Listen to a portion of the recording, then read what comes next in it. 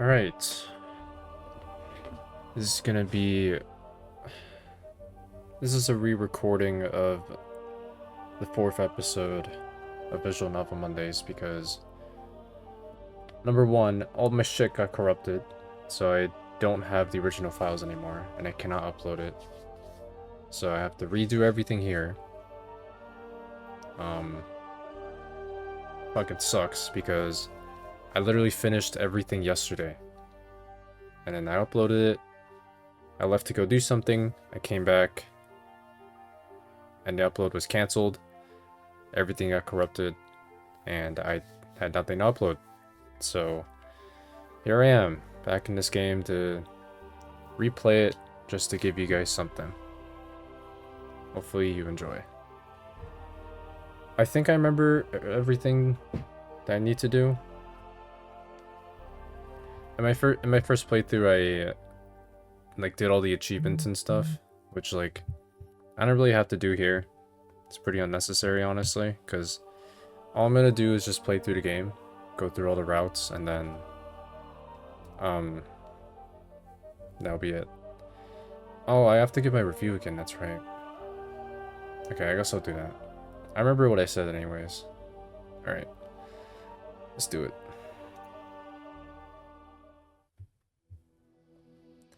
It is impossible to dissociate my story from that of Horatio, the first of our name. The first beings to travel widely between the stars were known as the Endless. We know of no earlier form of intelligent life that moved between galaxies. Their history is glorious, but above all tragic. Though they unlocked the secrets of time, space, the stars, and life itself, they were unable to master their own internal conflicts. What remains now of the Endless are strange, disjointed traces in the forms of seeds, of observatories, of experiments, of cities and worlds, and perhaps, though not all of this is clear or verifiable, in the forms of other peoples. Many starfaring civilizations have since risen to the fore. Some have fallen as well. Events in recent history have led to an explosion in the number of players on the galactic scene. One of these, undoubtedly a major one, is Horatio. Once upon a time, Horatio was just a man, a simple trillionaire. One night, a vision came to him in the shape of a dream. It was the vision of an empire, and eternal life. He left everything behind, venturing through the stars. Over the ages, he discovered many of the mysteries left by the Endless, and his knowledge and power grew. He created his first sons, and willed his empire into existence, a beacon of all that is brilliant and beautiful. Now the empire of Horatio flourishes, and Horatio himself is immortal, with a power to rival that of the Endless themselves. Some say that they were living gods. They're dead now, though, while we thrive through our brother, our god, Horatio. Okay, I remember this choice. Staying in the dream a bit longer kind of just gives you some dialogue, and then brings you back here. So it's kind of pointless to pick again. So, go towards the light. I think I hear someone. All the clones in this batch are to be decanted today. I know this is earlier than the original schedule planned for, but the schedule didn't plan for 2 patrol squads in the heartland of the Empire to go missing within a month. Just follow my lead and the procedure will be fine. If you do well today, you might be promoted to Junior Lab Technician earlier than expected. This would be amazing, sir. Don't interrupt. Most of the process is automated, but contrarily to some of the clone hatching sequences you've seen in my class, the final steps are still done by hand. There are procedures for which a computer cannot be trusted, and you have to rely on steady Horatio judgment. Back to our specimens. You will handle clone births A through L. I'll do the other row. Pick one and get to work. Can you hear me? One moment I'm asleep, and the next I'm alive. My eyes struggle to adjust to the brightness of the room. It slowly comes into focus. There's a man in the white and blue uniform bent over me, with a bald, elongated head and a look of concern on his face. Hello? Hmm? Ah, you're awake. Great. I have a couple of questions for you. He shoves the small holopad he's holding in my face. It's very bright and I recoil slightly, groaning something. He starts flipping through the pages when the other voice calls out. Come over, please. I need your help. The man looks for a place to put down the holopad, then realizes his outfit doesn't have pockets big enough to accommodate for it. Tergus F07, I'm talking to you. Get moving. Yes, sir. Coming. He looks down at me and ends up putting the tablet down next to me. I'll be back. He trots away and out of sight. I struggle to prop myself up on one elbow, so I can keep watching him. He stops at a platform some distance away, on which lies a naked man. Another uniformed man is standing nearby, looking at the side panel next to the platform. All three of them look alike. Brothers? How can I help, sir? The uniformed man points at the naked form in front of him. This clone is faulty. The lights are on, but it seems nobody's home. I try to make sense of all this. These people are clones of one another? What do you mean, sir? Well, it's obvious, isn't it? He can hear us, but he can't respond. Something must have gone wrong during the process. On the outside, he's fine, but his motor or educational imprinting is flawed. The result is this useless hulk. What good is being beautiful if you can't make everyone proud? The cloning vats are near perfect, but every once in a while, some other part of the pipeline produces a disgusting abnormality. Let's take care of him and chalk him up as a total loss. What do you need me to do? Simple. Take his legs. The man called Tergus F07 grabs the unmoving clone by the ankles and looks at the other clone. The latter has passed his hands under the clone's arms and pulls him off the platform with a grunt. We'll put the body in the recycling chute. This way we get the nutrients back. Think of it as his way of contributing. Both of them tug and pull haphazardly, and before long they're panting. We can't afford to show weakness at this time, or ever. Everything and everyone is perfect, and beautiful, in the Horatio Empire. It's a kindness we're doing to him, when you think about it. I watch as they come nearer and realize there are about a dozen other men on the platforms. All of them are in various states of lying down or sitting up, looking at the grotesque scene with mild interest. Every single one of them is a carbon copy of the trio in front of us. I catch my reflection in the surface, and suddenly realize I too am one of them. A clone. Of them. A Horatio. It's a good thing we caught this now, so we can fix it before the ceremony. Our records need to be perfect. Otherwise we'll end up in a backwater station, decanting only he knows what. This is a small blessing, really. For you and me, I mean. For him, not so much. The trio passes in front of me, and for a moment, my eyes lock into those of the faulty clone. Far from being dead inside, I can see fear radiating from him. He knows he's going to be killed off because he's imperfect. I sit up and try and figure out what these tests are about. I don't want to follow this guy in the recycling chute. Every time I think about what a memory test entails, I come up with a blank. I think that's the issue right there. My body's functional. I can understand what people are saying. But think. And think. But there's nothing of the memory implants they mentioned. I'm a blank slate. Prop him up while I open the chute. I gotta do something about this. I turn around to look at the clone next to me, who is gazing about with an air of studied detachment. Our eyes lock, and his expression shifts to a scowl. I haven't done anything to deserve it, although I've been fidgeting on my platform. What are you looking at, substrate? I rummage for a good comeback. All of these guys seem to hold perfection in very high regard. I know what'll shut them right up. So, these choices don't matter, but we're just gonna call him ugly. You're ugly. He goes pale with anger and mutters something in response. I realize we seem to be easily provoked, and causing a scene might just be my way out. I pull my legs off the platform to do just that when I catch something about to fall off. It's the holopad that Tergus F07 has left by my side. Maybe there's some information in there that'll help me cheat my way through this test instead? What should I do? Okay, so this is a path splitter. I believe the first one brings me to Exrus B12 and Aeternus P02's route. Those are the two other characters we're gonna meet later on. And then the bottom one right here is the route for... Yeah, I didn't mean to right click, but this is B12 right here. He's a military general. And then this is P02. I'm gonna be calling these guys by their numbers, by the way, because saying their names is kind of annoying. But P02 is kind of like the leader, I guess. Oh, I guess I have their pictures right here.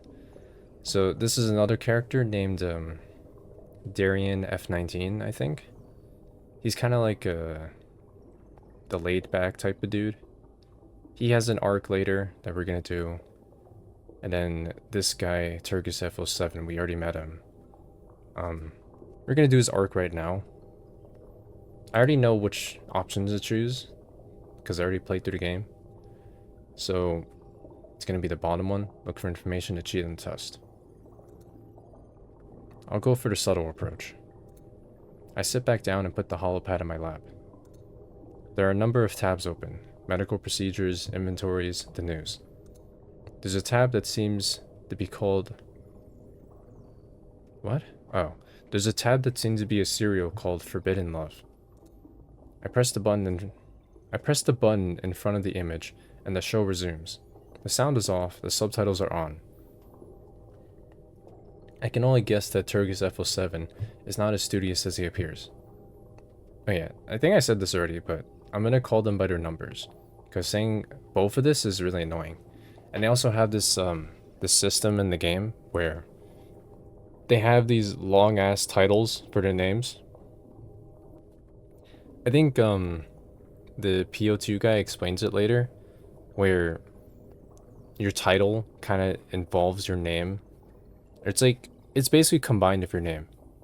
And some of them are really long and annoying to say, so I make it easier for myself by referring to the numbers.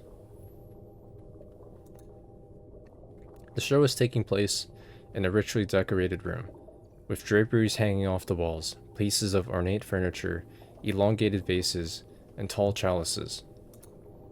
Everywhere, portraits, statues, 3D holograms representing me. Well, the me who's in charge. We seem really into ourselves. And right on cue, there's another me on screen. He's arguing about something with somebody we can't see. Two other Horatios come into view, one dressed as a soldier, the other in civilian clothes. The soldier is demanding a rebellion on the distant colony met by force, while the civilian is offering a more measured approach, presenting it as magnanimous. The argument goes back and forth for a bit, with the main me, whom they call Prime, eventually making the call. He'll be magnanimous and offer the rebels a chance to redeem themselves. The soldier stomps off, while the other guy sticks around and shuffles closer to him. They share a quick embrace before he slinks off. I fast forward a bit. The soldier comes back into the next scene, in some sort of parlor. Prime and him exchange some oblique remarks, and it becomes clear that in the shadows, things are going pretty bad for the rebels anyway. So that's the way things are done around here. Okay. And then the soldier tears off his uniform, revealing a perfectly smooth chest. The two exchange a smoldering look. Their lips meet with passion, and they fall to the ground. Oh. I hear footsteps approaching, and I swiftly put the tablet back down. F07 is coming my way. I rest my hands on the platform and do my best to look detached. I'm ready to play the part. Right. He picks up the tablet, swipes through it, then looks up at me. Right. Okay, I'll ask you a couple questions. Just make sure everything's fine. Let's get this over with, pal. I've got places to be. Settle down, please. This will only take a moment. Looks like your motor skills are working fine. Let's tick that box and move on to the memory test. I'll make it short. What is the name of the first and foremost? Our God, Creator, and Benevolent Leader. Okay, obviously the answer is Horatio Prime, but I said the big forehead in the sky just to be funny. I'm gonna say that again. Big forehead in the sky. F07 looks at me directly in the eyes, and for a second I'm afraid that I've done something too stupid. Then the edge of his mouth curls up and he breaks into a smile. I mean, you're not wrong. If you intend on calling him that to his face though, please let me know in advance so I can be there and watch what happens to you. Okay, you're officially a fully functioning Horatio. Sit tight and wait until we're done processing everyone else. With that, he moves on, taking his holopad with him. I lay on the platform and relax. Okay, I'm gonna... hold on.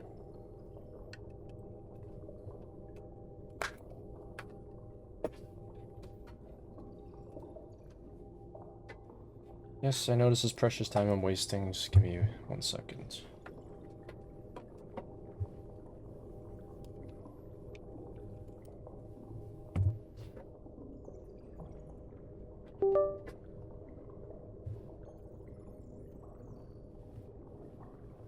There we go.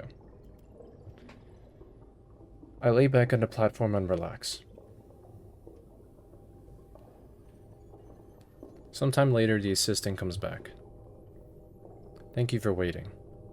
I'm gonna ask you to please head to wardrobe in the next room over, where you'll find your station uniform. Anyone will do. They're all the same size, obviously. After that, you'll be directed towards indoctrination. This will be followed by dinner, orientation, and you'll be shown to your quarters. Now, this way, please. The door to the next room opens, and we step inside. There's a few tables at the far end of the room. Uniforms are neatly stacked and folded, next to one another. We look at one another uneasily, until someone steps forward and grabs a uniform, looks at it warily, and puts it on. We follow suit. It is some sort of green jumpsuit, with 2 deep pockets. It closes with a simple zipper in the front. The uniform is a pretty snug fit, and the fabric seems sturdy, yet comfortable. I notice there are pairs of light boots under the table, so I take a pair. They're a bit tight.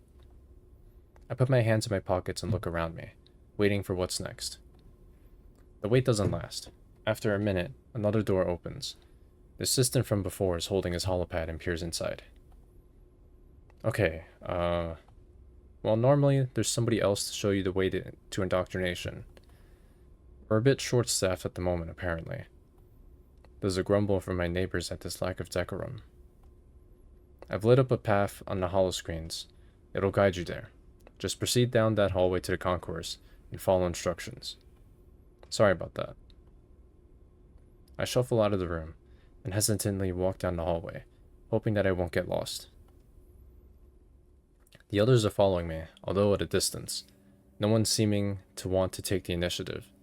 They seem to be familiar with our surroundings, but not with the layout of the station. At least none of us has to pretend. I think no one wants to be going down.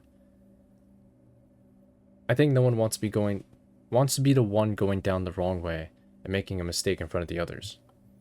I've seen crossroads twice and stuck to the path indicated by an arrow on the wall screens. So far, so good. I keep walking. The others follow. Eventually, I hear a murmur in the distance, which grows to a distinct noise as I draw nearer.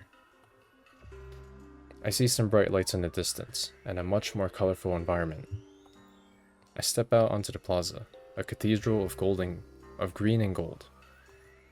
There are columns and glass everywhere, with manicured trees and shrubs in every corner, and overhead an immense glass canopy. This must be the concourse. There are lots of other people here, all wearing the same jumpsuits as we are. Probably fresh new clones, just like us. Even my jaded brethren around me are all murmuring among themselves in tones of wonder and amazement, as if talking out loud might make the wonders fade away. This way, please. The voice cuts through the noise effortlessly, and in the moment, the conversations go quiet. A Horatio has appeared on an immense holoschreen, inviting us to move along. There are more holo projections in the hallways leading to... what was it? Indoctrination? That sounds unpleasant. Nonetheless, I follow the crowd. We meander through the corridors for a couple minutes until before we reach our destination. This is a huge room covered in rich materials, from the deep carpeting in the middle of the room to the paneled walls. There are long rows of wide, comfortable-looking seats, all facing a wall covered with an immense hollow screen.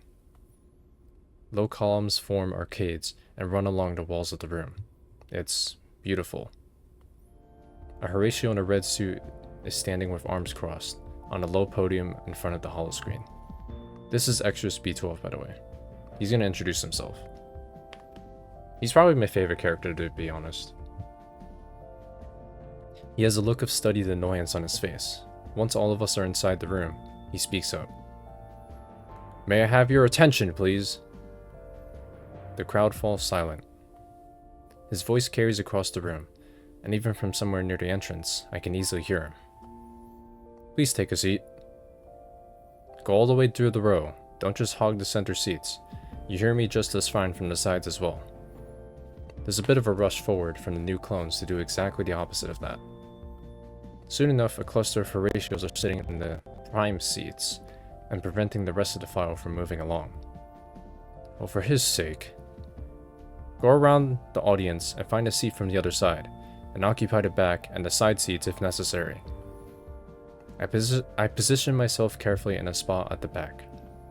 I'd rather watch what's happening and do my best to blend in.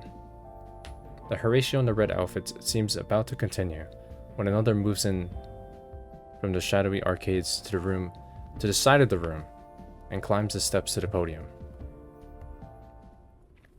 This is P02. I think he's going to introduce himself. I forget if Exrus B12 does. His feet echo softly on the green marble tiles. The red Horatio closes his mouth and deflates a bit. The other one is moving pretty slowly, and from the envious looks of my closest neighbors, I can only imagine that it's on purpose. He dismisses Red with a casual gesture of the hand. Wait. He dismisses Red with a casual gesture of the hand and a smile. Red Horatio leaves his stand. With a grin, the second Horatio turns to us, his cape flowing in an emphatic demonstration that he's here, and demands our attention. When he speaks, his inflections are slightly different. When he talks, by the way, he pisses me off, because he has so many big words. I surmise that he probably spends a lot of time speaking in public. Yeah, see? Look at this fucking mouthful of a name, bro. I'm not saying all that. I'm only gonna say it once when they're introduced, and that's it. Thank you, second-rate Master Sergeant Exrus B12. That'll be all. To each and every me, welcome to Kappa Station, finest in the cluster. Your memory imprints do not cover the last couple of decades, since the last backup was distributed among cloning facilities in this quadrant. Therefore, a lot of the information you know, and the things you know, may be outdated. This is a crash course in what has happened while you were sleeping. Let's start with the most important thing, etiquette with regards to my person. Look at this mouthful of a fucking name, bro. I'm not saying that shit. This is the only time I'm saying it. You may address me as third rank esteemed Grand Headmaster Rad Chai Aeternus P02. In settings that only comprise initiate level and above stations personnel, you may call me simply Grand Headmaster or Master Aeternus P02. In public, you will always address me as your likeness. Provided that the honorifics have been properly given and received, in a small setting, you may subsequently call me Sir. Oh, whoops. He pauses for a second. Now that this is covered, let us move on to secondary topics.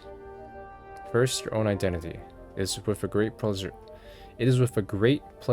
that I deem you all initiates. More specifically, your full name will be First Level Initiate Megres, since this is your facility of origin, and then your chosen name, along with your decanting birth and batch number. You are batch 21 of this administration. There is a holopad on your desk. You may use it now to approve your suggested name or pick another one. I look at the holopad resting atop the desk. The screen reads, First Level Initiate Megres, placeholders F21. I'm going to do the same for my name, by the way. I'm only going to call myself by my number. Do I really want to be called by that name? I rake my mind for an idea. Can I randomly type in letters?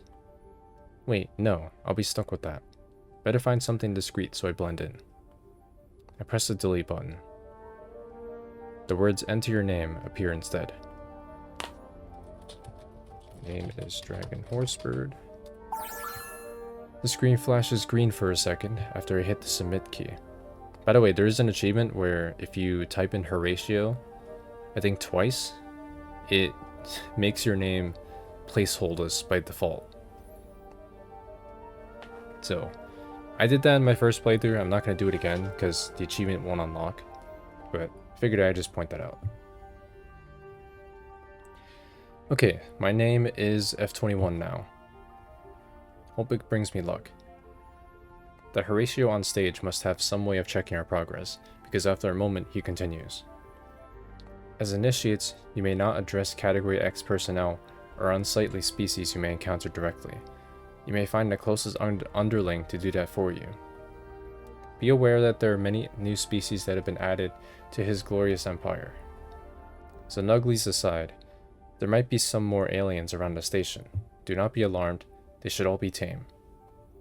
Generally, the rough and unwashed masses are kept away from their betters, but several client species are permanent residents aboard Kappa Station.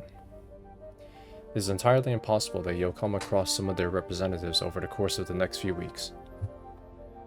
Should you need to communicate with them, they are familiar with our speech and will attempt to replicate it, to the best of their ability.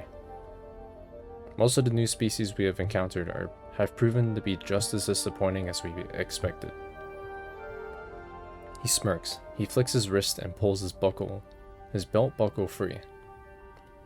With a wave, the buckle lights up, revealing a small holopad. Fancy. Now, with a brief overview of what has happened in the last decades. Relationships with the so-called fledgling United Empire remain very cold. Representatives from their young leader, a male human called Zelevis? I don't know, bro. Have refused vassalage under the auspicious leadership of Horatio himself. Similarly, they have repelled violently several attempts at claiming outer planets from our empire. Proceed with caution.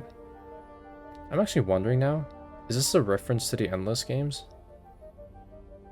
I don't know, because this takes place in the same universe. So I have no idea. Relationships with the robotic insectoid hive, known as Cravers, are still at an all-time low. They have eaten the last dozen envoys, as well as the ships they came on. The colony of Heka was deemed lost after we had to vitrify the surface in the year 10,191 after him. Their strength would make a great addition to the Empire, but at this time we are not pursuing efforts any further. Similarly, we are not on speaking terms with the Sophon Republic. The diminutive know-it-alls have recently jumped the gun and seized the system of Exrus and... Wait, this happened centuries ago. He flicks through several screens on his holoscreen in rapid succession. All this information is completely out of date. Who messed up the geopolitics database? I'm surrounded by complete idiots, I swear. Never mind this. He turned off the holoscreen, sighs, then continues. I guess I'll be doing this from memory. Might be a bit patchy. Something that your own memories will definitely encounter too, once you start living in your body for a while. Something to do with having millennia of memories of him. Moving on, you might be wondering why so many of you are being decanted at this time, and for what purpose. This station is home to Horatio Academy, where the best and brightest of his siblings come from all across the Empire for further education. The best of these, in turn, get a shot at joining the other academy, led by a Vodiani male named Iander.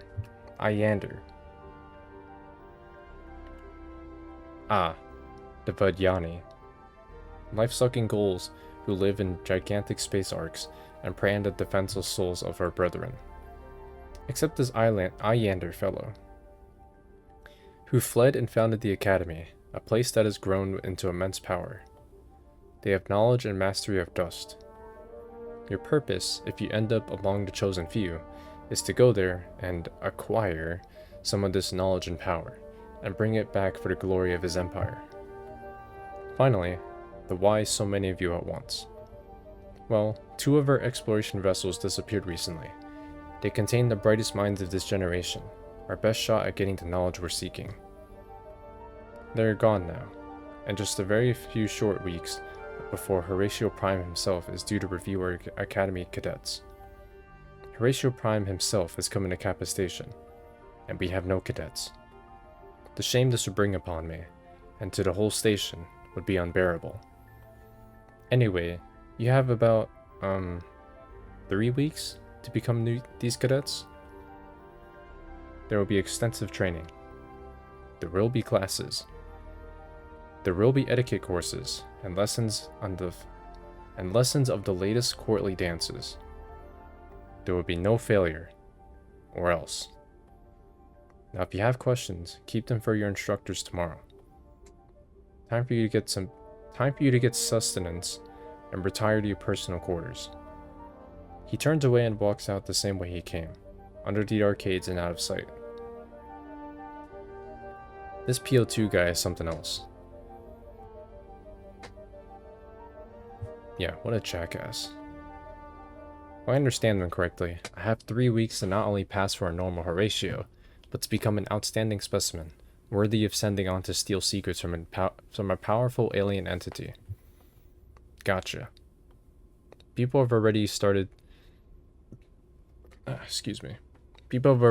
getting up when the other one comes back. Master Sergeant something something, I believe? Exrus B12, my goat. Attention, please. You are now going to be provided with dinner. Follow me to the mess hall. Without waiting, he turns around, walks down the podium, and off into the direction opposite the one we came. My brethren and I quickly follow. Okay, I need a water break.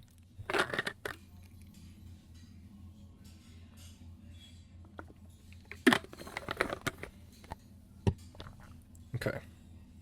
Finally, we get there. Compared to the concourse in the rooms we were just in, this is a rather drab place. Somehow, halfway between a spaceport and a hospital.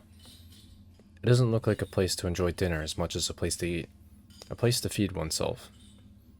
Some of my, classmates are already in line, and a few have already sat down to eat something I can't quite identify yet.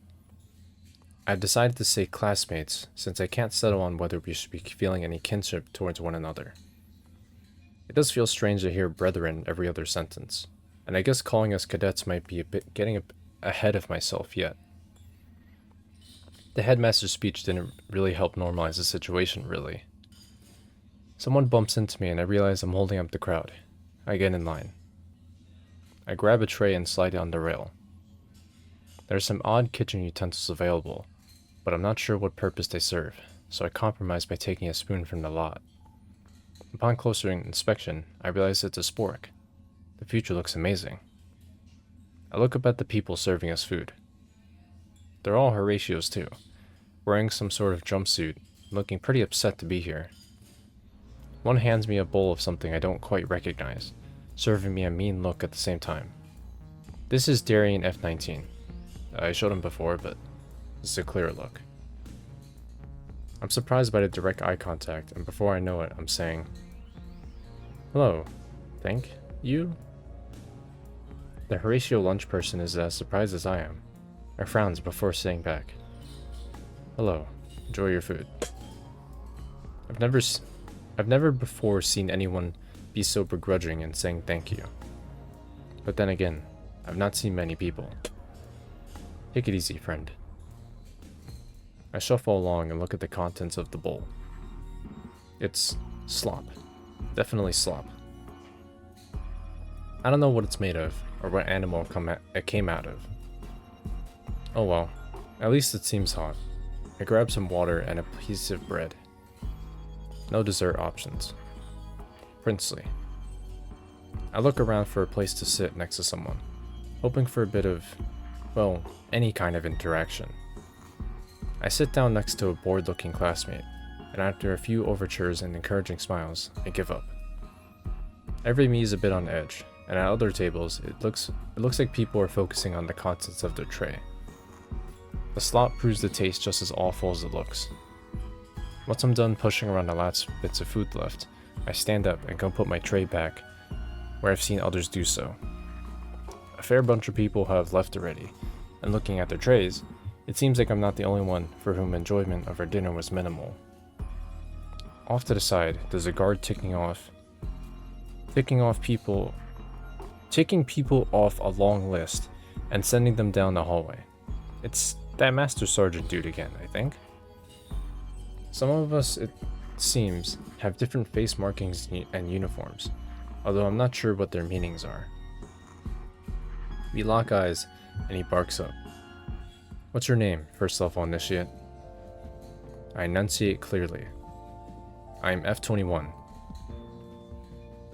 "Yeah." He searches for a few moments, then finds it. "Yes, F21. Your living quarters are in Section 8, Section B8, Level 9, Hallway 47, Door 32. It's down this way. Just follow the signs. You can't miss it. And if you do, you'll figure it out eventually."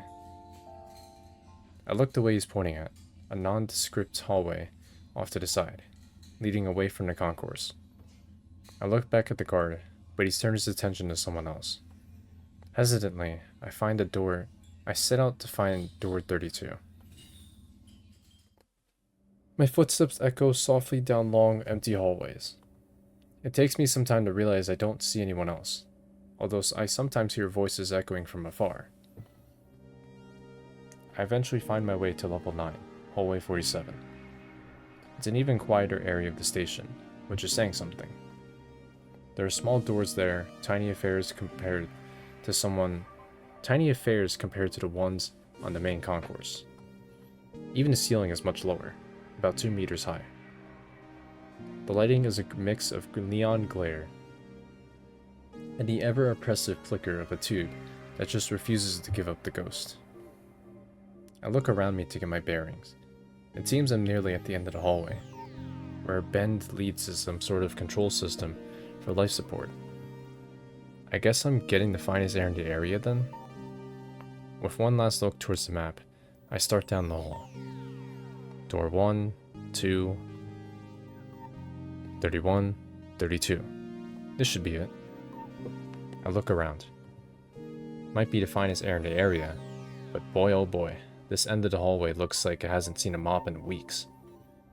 There are strange sounds coming from the next door over, which must be the life support control room. Ominous. Is this the right place? Section B8, Level 9, Hallway 47, Door 32. Yep, no doubt, this is me. I pull the heavy metallic door open with a groan and step inside. From my vantage point, I survey my new kingdom. From left to right, there's a tiny sink for my ablutions, a mirror that doubles as a holoscreen, a toilet with no lid, a closet, a narrow bunk with a blanket and a pillow, some almost empty shelves, and we're back at the door.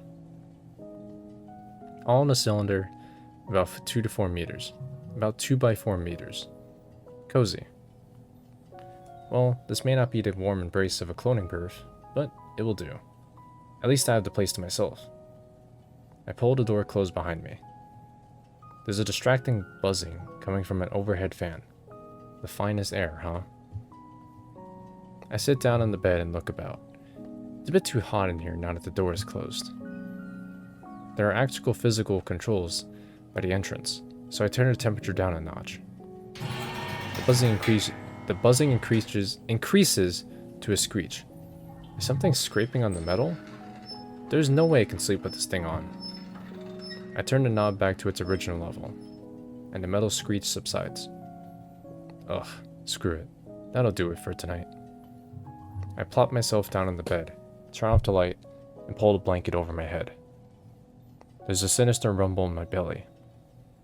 That doesn't bode well.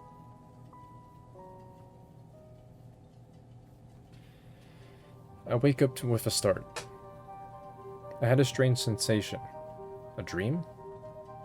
A dream in which everyone was wearing the same face, and smiled and snarled at one another in the same breath. They were all playing a part in some big play, and I seemed to be the only one to not know my lines. If my mask fell off, I died. I sigh heavily and push myself off the mattress. I stagger off the bed and put my hands on each side of the sink. I look into the mirror holoscreen. The dream was real. I feel a strong urge to puke. I clench my hands on the sink until my knuckles are as white as the faux porcelain, and breathe as deeply as I can. The feeling passes. I open my eyes again. I notice there's a blinking icon flashing on the holoscreen. It expands when I press it until it covers half the screen.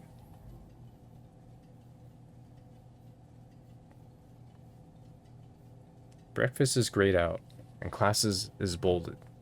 Looks like I'm late on my first day of class. I bolt out the door and run like my life depends on it. It does. Sorry I'm late. Mr. Eternal. Grand Headmaster. You were late indeed, first level initiate. It seems that the redesign of the station altered it enough that fresh initiates do not find corresponding plans in their memories. Still, the last of your classmates arrived 10 minutes ago. Have a seat. In the future, make sure you arrive on time. Initiate F21. I scurry to find my seat in the back. Against my better judgment, my ears and cheeks have turned a very nice shade of pink. I can hear my classmates snicker. I sink in the deep comfort of the chair and try to ignore the burning sensation. My empty stomach adds its groans to the chorus. This is just great. P02 gestures to the holoscreen behind him. Moving on. Over the next 3 weeks, you will undergo an accelerated program. You would be better not to miss the class. Subjects covered will be, among others. This is a mouthful. He starts listing off subjects in a rapid-fire monotone that is hard to follow. I make out a few words. History of Horatio in the last 100 years. Astrocartography. Negotiation. Etiquette. Startup imperialism. Dance. Valeting. Personal grooming. Speechcraft. Xenobiology. Dealing with lessers. Horatiology. Cooking. Reception protocol. Fencing. Horatio resources. Perfumes. Genomic? I don't know. I actually don't know this word. Inference. Hand-to-hand combat. Social hygiene. Sublight navigation. Logistics. Glorynomics. Cloning 101. Personal disruption. Surveillance. Xenopolitics. Imperial maintenance. Fleet maneuvers. Spacecraft care 101. Aerobatics. And guns. For a start. I frown. This sure sounds like an eclectic mix. I have a feeling that simply repeating this list will take up most of the 3 weeks at our disposal.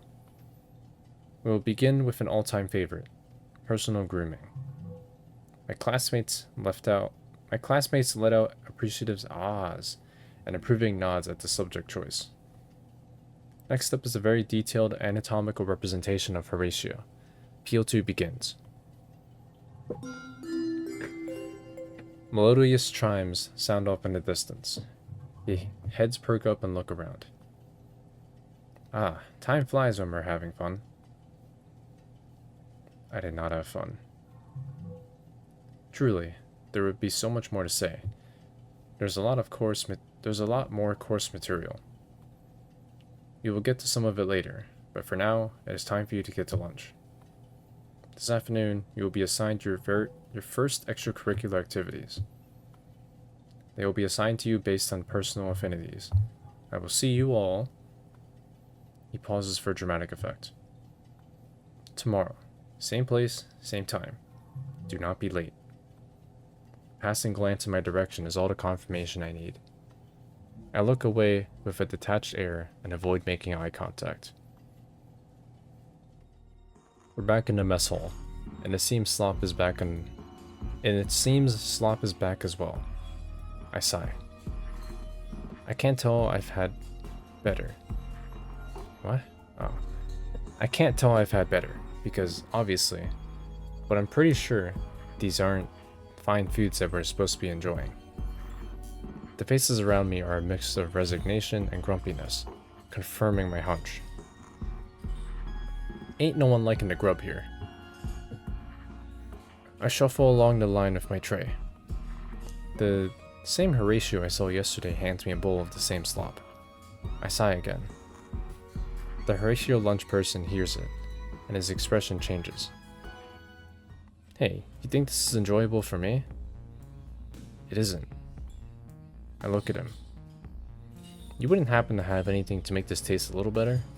Anything? He considers this for a moment, then snatches this little spice shaker from the counter and hands it to me. You can always sprinkle this on top. I pour a little of what turns out to be a pungent red powder on my food. I stop, look at my bowl, and then add a little more. And a little more still. Soon my bowl is covered in a thin layer of red. The lunch person looks bemused. That should be enough, buddy. Okay, thanks. I hand back the spice shaker and go find a seat.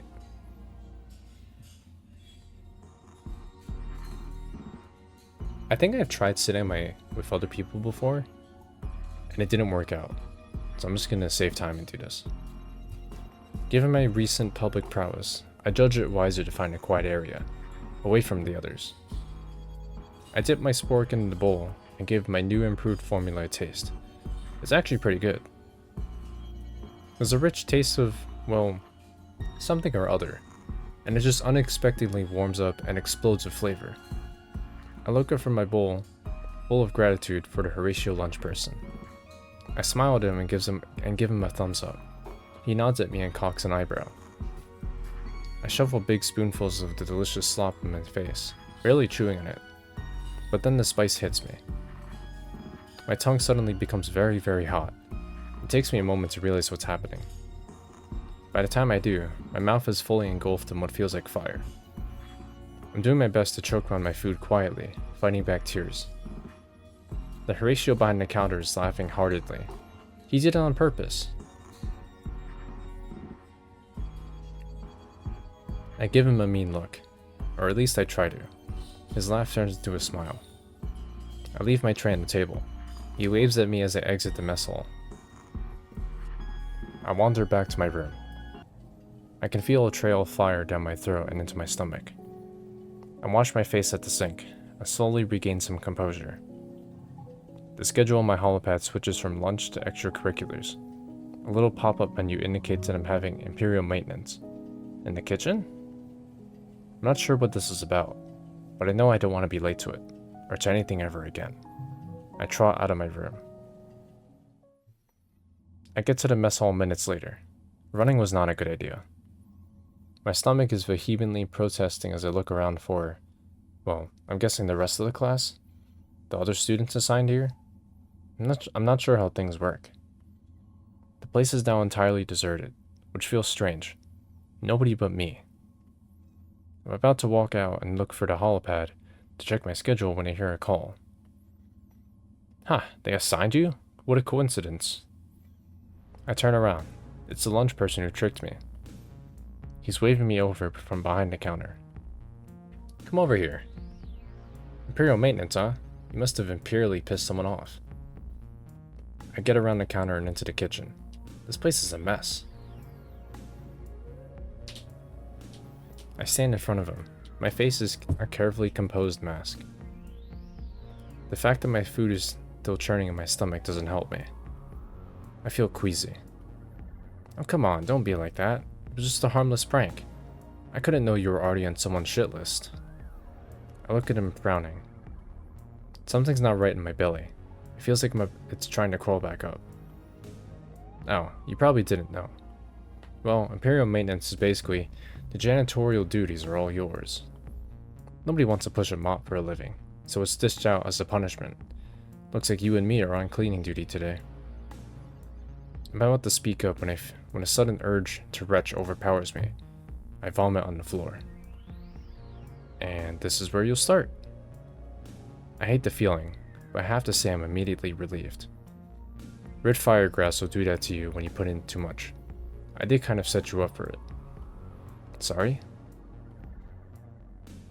He hands me a dishcloth, which I wipe my mouth with. I'm Darien F19, by the way. Yeah. DragonHorseBird, F21. His hand is still open, extended towards me. He is looking intently at me. I've shaken his hand like every single time, and it's just kind of awkward. I never actually saw what this was when I give him the dirty dishcloth back. I placed a pukey rag in his hand. He seems rather put off by it, then shrugs and throws it over his shoulder. I grab a mop and a bucket and set about cleaning my mess. He does his best to look like he's cleaning, but after a couple of glances at him, it is clear that he's just puttering about. For time to time, he looks back at how I'm getting on. Once I'm more or less done, he turns to me. Yep, I think we're pretty much done here. What do you think? What do you mean? Well, I don't know about you, but I've got places to be. Better things to do than pushing a mop around. We could just call this a day and go on about our lives. How does that sound? Won't we get caught? Not exactly popular right now. He laughs. Having had this laugh directed at me just minutes ago, I'm not sure how to take it. Right, you're on the shit list. Let me show you how things work around here. He walks up to a wall-mounted holopad and starts typing around, flicking windows open until he finds what he's looking for. Ah, there, see? Imperial Maintenance Kitchen. Our names. That's basically the low-level schedule. Well, if you put your hand in the biometric scanner here, and then click on Edit, you can, you can just remove us from this. Extracurricular, my smooth ass. I have to admit that I'm impressed. And that really works? I gotta tell you something. Something you may not have realized yet?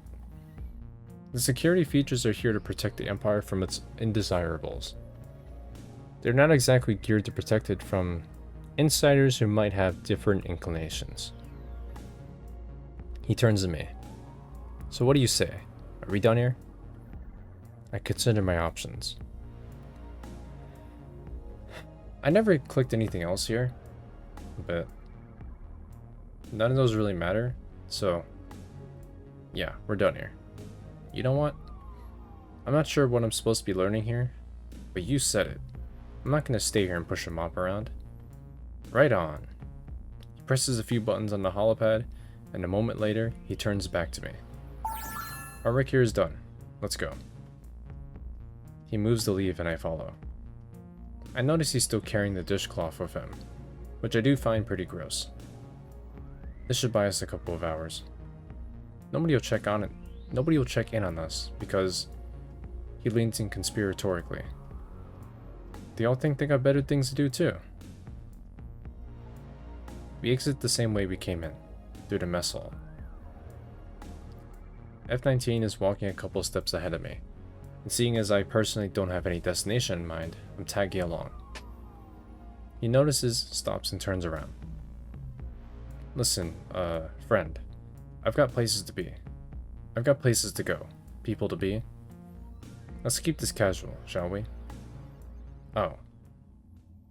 By the time I've processed that I was being dismissed, he has rounded the corner of the hallway and disappeared. Fuck. Does this matter?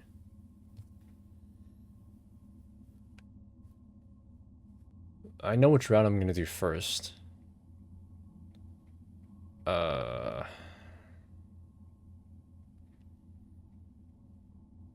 think we follow.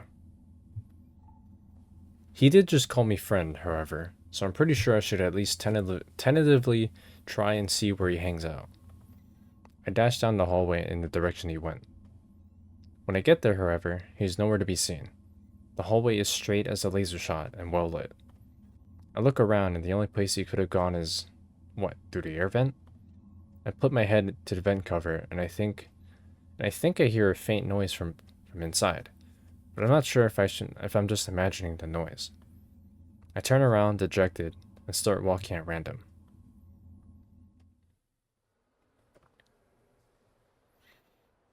Okay. After a few minutes of aimless wandering, my steps take me back to the concourse. It is almost empty compared to the first time I saw it. Still, the murmurs of distant conversation, the echoing footsteps, the light filtering from outside, all of it contributes to giving the place an air of reverence. I try not to gawk as I walk around. The freely growing trees, the fountain, and water pieces with running water. All of this contributes to paint a picture of an empire built on a boundless pride. We are, I'm pretty sure of, one small mistake away from a tragic accident here. If the glass ceiling were to shatter, boundless arrogance or endless optimism? Probably a little bit of both. I hear footsteps rapidly approaching, and startle as if I was caught doing something illegal. Thought crimes. Thankfully, nobody can hear what's going on in my head. Can they? I look discreetly over my shoulder and recognize B12, the Master Sergeant guy. He's in an agitated conversation with, I think it was F07, the lab tech. I hear some of their exchange as they get closer. What do you mean you don't know where he is? I am his instructor, same as you. I'm not here to track brothers at your convenience. If few of all of his siblings hadn't kept on piling sanctions on him to build character, he might have been more assiduous in his attendance. B12 comes to an abrupt stop a couple meters away from me and turns to face F07, practically shouting in his face. This is important! Well, I'm sorry, I can't help you. Not only is this not my expertise, but I've got prior engagements. I don't get it. It's blowing ships up and showing P02 your worth. He was lucky to get selected for fleet maneuvers in the first place. Who wouldn't jump at that chance? Looks like he wouldn't. B12 stomps off down the hallway. F07 turns around and in a dignified, rigid posture, he mutters in the general direction of the Master Sergeant. Almost late for my picnic now. Now, where was the greenhouse? Ah, this way. He walks away at a leisurely pace. Fleet maneuvers? That sounds like an advanced class. It could be a way to blow things up, take the pressure off, or a way to try and fit in, show what I'm worth. On the other hand, a picnic. What do I want to do? Okay, if I remember correctly, the picnic doesn't matter. It's only for an achievement. At least from what I remember. Because usually it just shows you, not usually, it just shows you, it gets you familiar with characters you already know. And in my opinion, it's kind of a waste of time. I think in terms of progression, it's way better to go to fleet maneuvers. So I'm going to do that. I can't possibly miss an opportunity like that. I take off in the direction the Master Sergeant went. I catch up with him. Hey, B12. Sir, I couldn't help but overhear you're short on personnel. I want in. F21, right? It's true that we are me short. One of the cadets scheduled to take part in the advanced class has missed the last exercise and is nowhere to be found. If you want to replace him, simply do as you were told in all circumstances. How familiar are you with Mark 43 armament systems and their controls? Not at all. Oh, that's right. This model only came out a few years ago. Your memory imprinting dates back from before that. For that matter, so does mine. Most of us are Megras made, capacitation decanted. Anyways, it's fine. It is a lot like the rest of the Mark 40 series. You'll figure it out. He starts walking again and I follow. Before long, we get to a small door leading to the command deck of a battleship? B12 notices my gaping in awe and chuckles. Impressive, huh? Yes, I suppose you wouldn't have seen a hologram before. The technology is pretty new. This one here reproduces all manners of spaceship decks for training purposes. It was commissioned roughly a decade ago, after the Invictus Fleet incident. Live exercises were deemed too costly by the administration. Officially, this is Holo Training Room 15 for deckside fleet maneuvers. But we've taken to calling it simply the Battle Bridge. Let's get in. Your classmates are already here. Battle Bridge. Got it. He steps inside, ducking a little to get through the door. A regular-sized frame with a couple of crisscrossing hollow lines tracing the shape of a hatch. It appears wholly unnecessary, but I'm guessing it is a habit from having served on real ships. You know, I never actually tried the second option. The first one is just, you basically just follow what he does, and nothing really happens. I always assume that when you step through like a normal door, you just hit your head on it. Because, I don't know, that's probably why he ducked. Let's find out. Yeah, I knew it. My head bumps against one of the hollow lines. Pretty hard. Ouch. B12 glances back at me, but does not comment. P02 steps out from behind a huge console. Look what the star tide washed in. F21, what brings you here? I open my mouth to answer, but the Master Sergeant cuts me short. Grand Headmaster, the cadet offered to replace F19, who is nowhere to be found and hasn't answered any summons. What a disappointment. Yet you believe this one will prove as talented with weapon systems, but more assiduous? B12 looks at me before turning back to face P02. I have full confidence in any brother from the Megras batch. It sure beats having to man that station myself anyway. Not the resounding endorsement I was hoping for, but it will do. Make sure he does not do anything stupid. Not again. Uh-oh. The Master Sergeant directs me towards a gigantic battle station, with a wide seat and a whole array of panels, commands, and knobs. This is your station. Please be seated. The new headrest feels nice, huh? Mark 43 series have moved controls around a bit, so the weapon systems have shifted somewhat. Point defense guns are now on your left, with laser and beam triggers in the middle. Point defense guns are now on your left. Oh fuck. I thought it was new.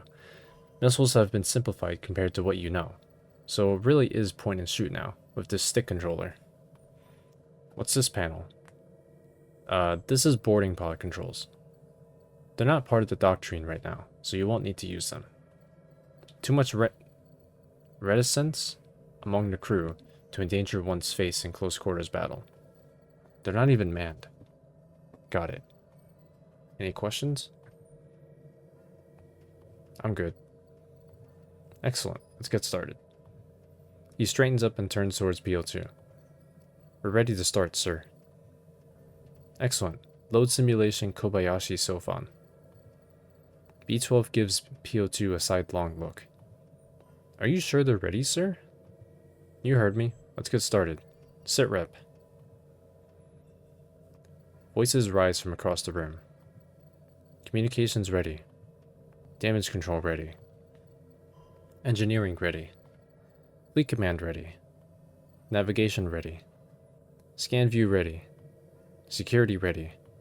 Strike wing ready. All around me are familiar faces. Intent gazes, focused faces. They all seem to know what they're doing. I put on my most convincing game face and grab the controls. Weapon systems ready. I'm not sure how long this has been going on, but what I know is that this hasn't been going well. Our fleet's objective is to intercept and destroy an exploration vessel sent by the Sophon Republic. The objective would be straightforward enough if that vessel weren't followed closely by what feels like the Republic's entire fleet. Most of our own fleet has been disabled or destroyed by what feels like an altogether preposterous amount of firepower. Most of our systems are down, and our strike craft is in complete disarray. My missiles are all but gone, and the energy weapons cannot accumulate enough power for a shot. To put it mildly, we're in trouble. As the instructor now responsible for cadet military training, B12 is visibly under a lot of stress. He is nonetheless trying his hardest to make us fulfill the objectives of the mission. Fleet comm. Fleet command. Launch a pincer maneuver. Impossible, sir. Our last Marquio frigate. Frigate? Whatever. Our last Marquio frigate was disabled by their last hit. That's the whole fleet gone. I'm out. The cadet station turns dark, joining strike wing and engineering. Sir, our sensors have picked up the activation of a cloaking device on the enemy scout. We've lost our firing solution. Firing solution, my smooth ass, cadet. Our tubes are empty, and our guns are cold. This is a firing problem we're facing. He shoots me a grim look. I've been a little trigger happy with the missiles, sure. I hit my targets, and I cannot be faulted for shooting at the opposition. I'm pretty sure I'm the only reason we're still afloat. The lights flicker, and a low rumble shakes the room. It's another direct hit, sir. The shields are down. Damage control goes dark too. I think the Master Sergeant is about to call it, when I have an idea. An idea so crazy it might work. I've been thinking about it for, well, maybe all of 30 seconds, but I think this is a chance. I switch on the internal communicator. Weapon system to security. Get your marines to the boarding pods. Stat. What? There's no time to explain. Send every me who can hold a rifle. Now. Roger that. I hear the cadet relay the order and watch on my console as the boarding pods start coming online and filling up. Weapon systems and navigation. Plot a course that will allow the direct firing of the pods at the enemy flagship. Why are you doing that? They're not the target. I know. Do as you're told. B12 backs me up. Follow his lead. I sure hope you know what you're doing. Look at me. I am the captain now. Bearing 335, weapon systems. Your firing solution is coming up. I look at my console. I have 6 boarding pods full of marines, too precious to be willing to carry a gun in normal circumstances, and I'm about to fire them straight at the enemy carrier. I smash the launch button, and the boarding pods blast off the side of the ship. I open a line to the marines inside. Listen up, brothers. It is my understanding that the troops aboard the Sophon flagship are tiny nerds that are a full 2 heads shorter than you. They cannot reach the face of even the hunchbacks among your lot, so don't worry about them getting scratched. Heads up high. May his force be with you. I watch anxiously as the pods reach the point defense line of the enemy carrier. A pod explodes in a shower of sparks, then another. But 4 of them get through and smash into the hole. I hear combat chatter in the comms. Marines, head to the bridge. There's no time for caution. Give it all you got. Go! I listen anxiously for sounds of progression. The cries of dying Marines and wounded Sinuglis subside. Weapon systems, this is Marine Leader. We have seized the bridge of the enemy flagship and have disabled the doors. We have controlled the ship, for now. Get a hold of their sensors. Can you locate the cloak scout on it? It should be clear as day to their own fleet. Aye aye. Yes, we have it on our starboard. It is attempting to escape. Get a lock in it and activate all of the weapon systems you can find. We're not trained to use Sophon ships, sir. Then figure it out! I cut the line and watched the screen above my head with mounting anxiety. After a moment, a single missile leaves the Sophon's torpedo bay and cruises towards empty space. An intense explosion follows. We did it, sir! The lights have turned back on, and all the stations are lit up again. B12 has a confused smile on his face. We did it? We did it! It takes me a few seconds to remember where I am. This was just an exercise. I'm drenched in sweat nonetheless. B12 comes up to my station, beaming. Congratulations, F21. You've beat the Kobayashi Sophon.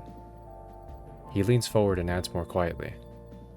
In all of my years, I've never seen a cadet crew able to defeat it. It was conceived as a no-win scenario to test our brother's mettle in the face of certain death, or worse, possible disfigurement. He straightens up and concludes. I am very impressed. P02 appears, seemingly out of thin air. Yes, this was unorthodox, but efficient. Good work. We might make a cadet out of you yet. Anything to serve his empire, sir. I'm smiling from ear to ear, flushed with pride. As I get up from my station, pretend shrugging the compliments away, I notice that my comrades in arms aren't sharing the ambient glee. I'm guessing that single-handedly pulling off the victory from the jaws of defeat doesn't look too good in a dog-eat-dog world. We filter out of the battle bridge, and I saunter back home, exhausted, but all in all, pretty happy with my day. I've never been happier to see my bed. I dive face first into it and instantly fall asleep.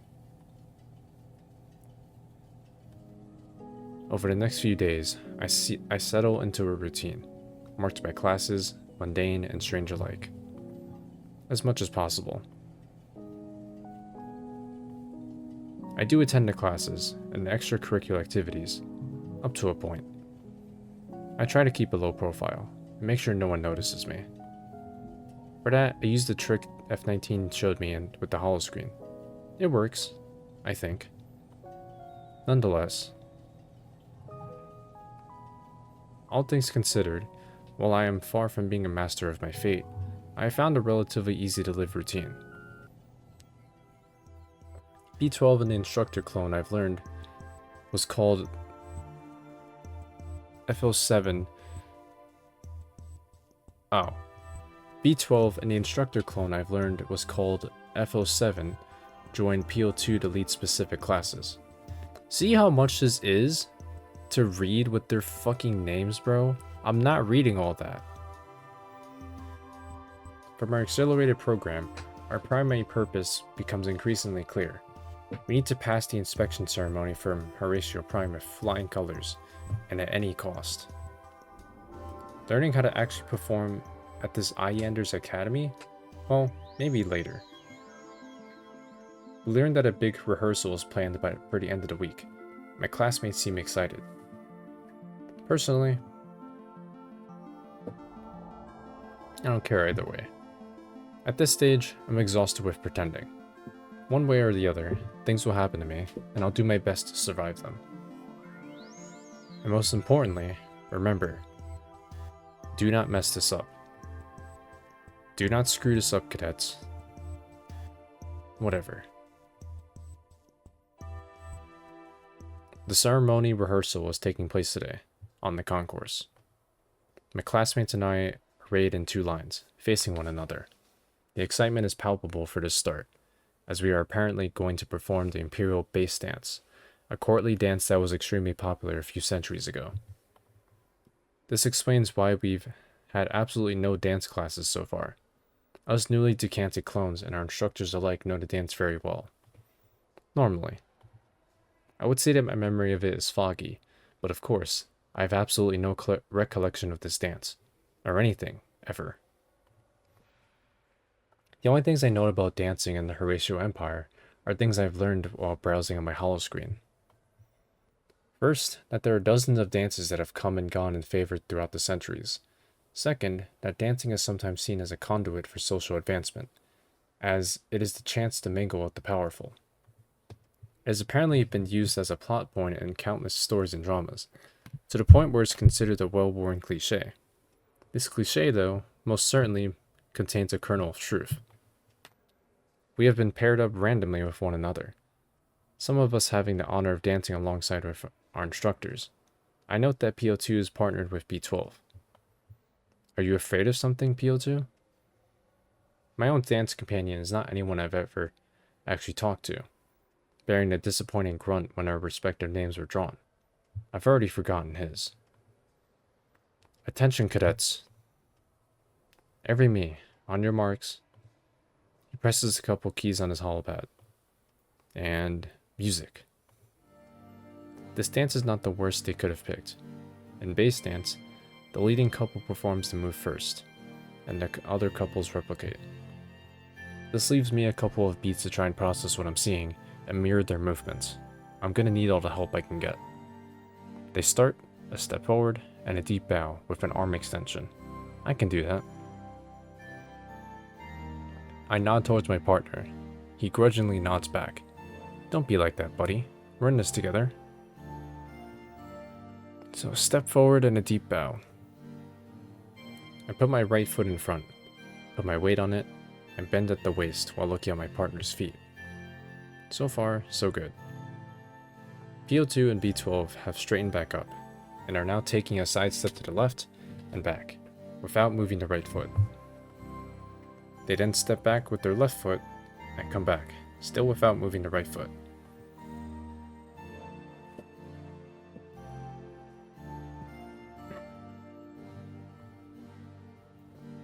I slide my foot to the left, in a posture that is reminiscent of what I like to call the B12 power stance, and back. I step backwards, shift my weight equally along both feet, and come back. I'm slightly off tempo, but I don't think anyone has noticed. The leading couples start a series of small steps towards one another. After 5, they stop, then sidestep towards the right, come back, then step backwards, come back again, and take a deep bow with another arm flourish. It's the most complicated step yet. So 5 steps forward, a step to the right, a step back, bow. I take 5 cautious steps forward, focusing on my feet. A step to the right, my foot slides a bit on the polished floor, but I recover gracefully with my own kind of arm flourish. I step back just a little too fast, correct my course in a lunge that brings me too close to my dance partner. I take a deep bow and lose balance halfway through, headbutting him right in his own bow and sending us both sprawling to the floor. He seems absolutely furious. You moron, can't you watch where you step? The 2 lines of dancers stop. Every me is staring at us. This is bad. What kind of subpar batch did you come from if you can't even follow along? Look. The music stops too. This is very bad. B12 pushes his way towards us. What happened here, cadets? Explain yourselves. My classmate wastes no time in throwing me under the bus. I start yammering something about having slipped on the slick floor, when I notice P02 has joined the circle of onlookers. I decide the best course of action is to be quiet now. B12 summarizes the situation for the headmaster. It seems F21 fell onto the other cadet. P02 turns to us. Is the bass dance too difficult for you, initiates? My classmate breathes in the protest, but a gesture from the headmaster stops him in his tracks. Not one more word. He raises his voice to address the crowd. The ceremony rehearsal is cancelled. You can all thank F21 for this initiative. You can go back to your quarters now. There are audible gasps and murmurs. P02 turns back to me. Initiate, come with us. He moves to leave, B12 in tow. Yes, sir. I get up and follow, a few steps behind the pair. I have a bad feeling about this. We make our way through quiet hallways, with neither of them speaking. We reach an area I've never set foot in. The station is as quiet as always, but in here, under these circumstances, it has a certain oppressive feeling. As we turn a corner, P02 throws a sidelong glance that sends shivers down my spine. The headmaster steps in through an otherwise unremarkable door. B12 stops, waits for me to enter, and the door silently closes behind him. Despite my precarious situation, I can't help but stare at the opulence of the room. This is everything I've seen in my series, and more. The view is breathtaking. P02 is looking out the window, his back to us. After a few moments, he turns around and breaks the silence. F21. It is bad when a newly decanted clone catches my attention. Do you know why? No, sir. The defining trait every me have here in common. What? Oh. The defining trait every me here have in common, and that we value above all else, is ambition. We want to get places, gain power. Sometimes, well, most times, we seize it from the cold dead hands of the brother who held it before us. We want to be seen in a prime light, and to operate in the shadows whenever we need to do more. Unsightly actions. The worst that can happen is for somebody else to catch us in a situation of weakness. Unfortunately for me, my ability to produce an awe-inspiring batch of cadets that can pass muster is currently in jeopardy. Your antics today have left me in a precarious position. One of my cadets not meeting our standards would be a delay in our esteemed Emperor's plans, a delay I would be responsible for. It might be a lot easier for me to just get rid of you, and pretend you were never here in the first place. We are, however, as you no doubt have noticed, rather severely short-staffed aboard the station. I was loath to reveal the extent of the situation to the idiots overseeing the cloning facilities in the system, for reasons you can imagine. Therefore, until we have discreetly replenished our complement of station personnel, I would rather not have to get rid of anyone, whether they happen to displease me or not. I have two options when it comes to what will happen to you. The first one is the easiest. I assign you on a special mission and send you to investigate the disappearance of our patrol. With some luck, you might never come back, and if you do, we will have learned valuable information. In any case, you are out of the way. The second option exists only because we have invested time and resources in you, and there's a tiny chance you might turn out alright, given the proper training. A second chance, if you will, to prove that you can perform like any of your brothers. At the same time, I would hate to extend this offer to you if you were not ready to step up. Do you understand? In your defense, I must say your actions in the hollow training room allowed your cadet crew to fulfill the parameters of the mission, even if these decisions went against the current doctrine. Initiative is generally frowned upon, but in your case, it might prove a saving grace. B12 here is particularly keen on keeping you on for some reason.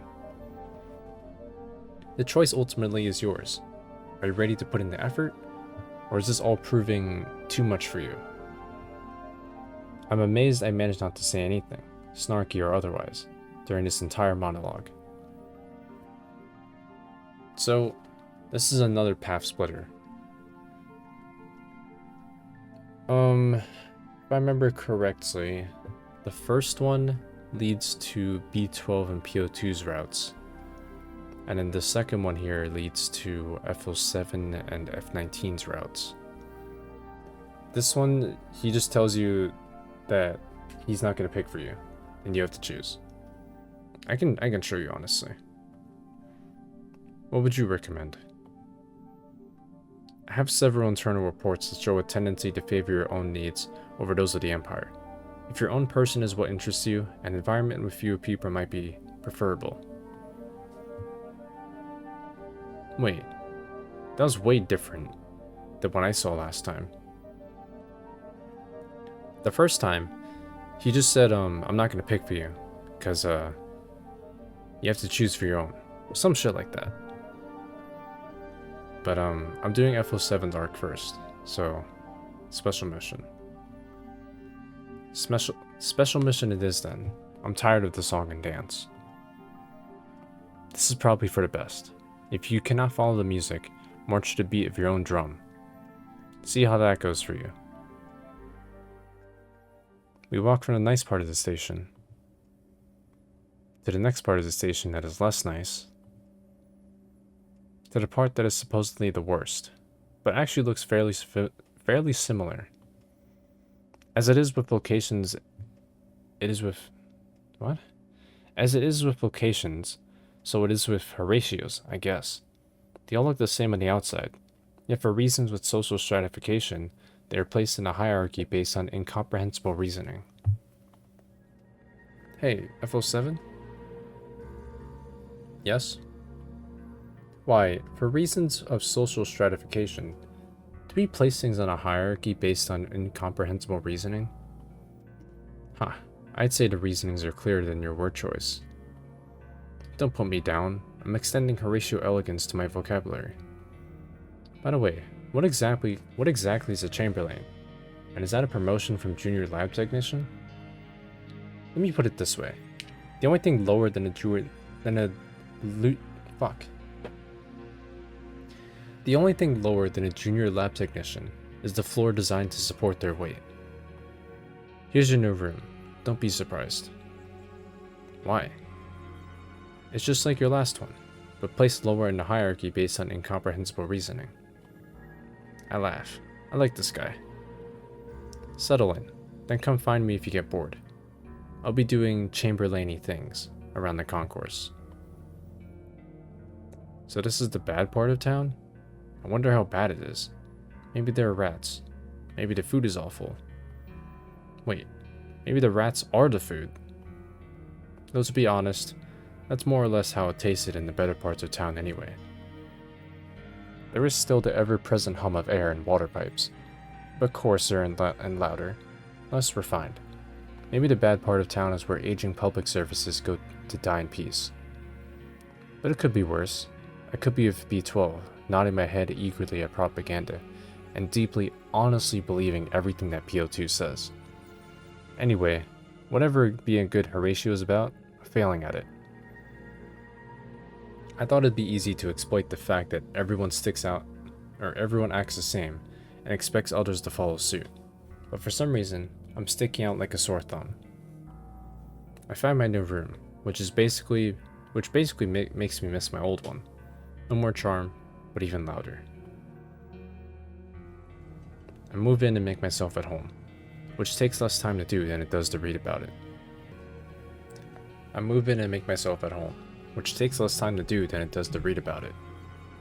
I decide not to risk death by boredom. I check my holopad. The options seem to be a virtual tour that shows where Horatio himself trod the last time he visited. Either do that, or go look up one of my pals.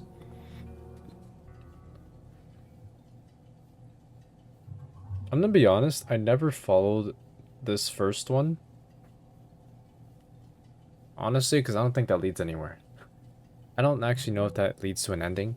I never checked, but there's no achievement for it, so I'd imagine not. So we're gonna do F07's first, so we're gonna go to him. So I wander around the concourse, looking for someone doing Chamberlain-y things.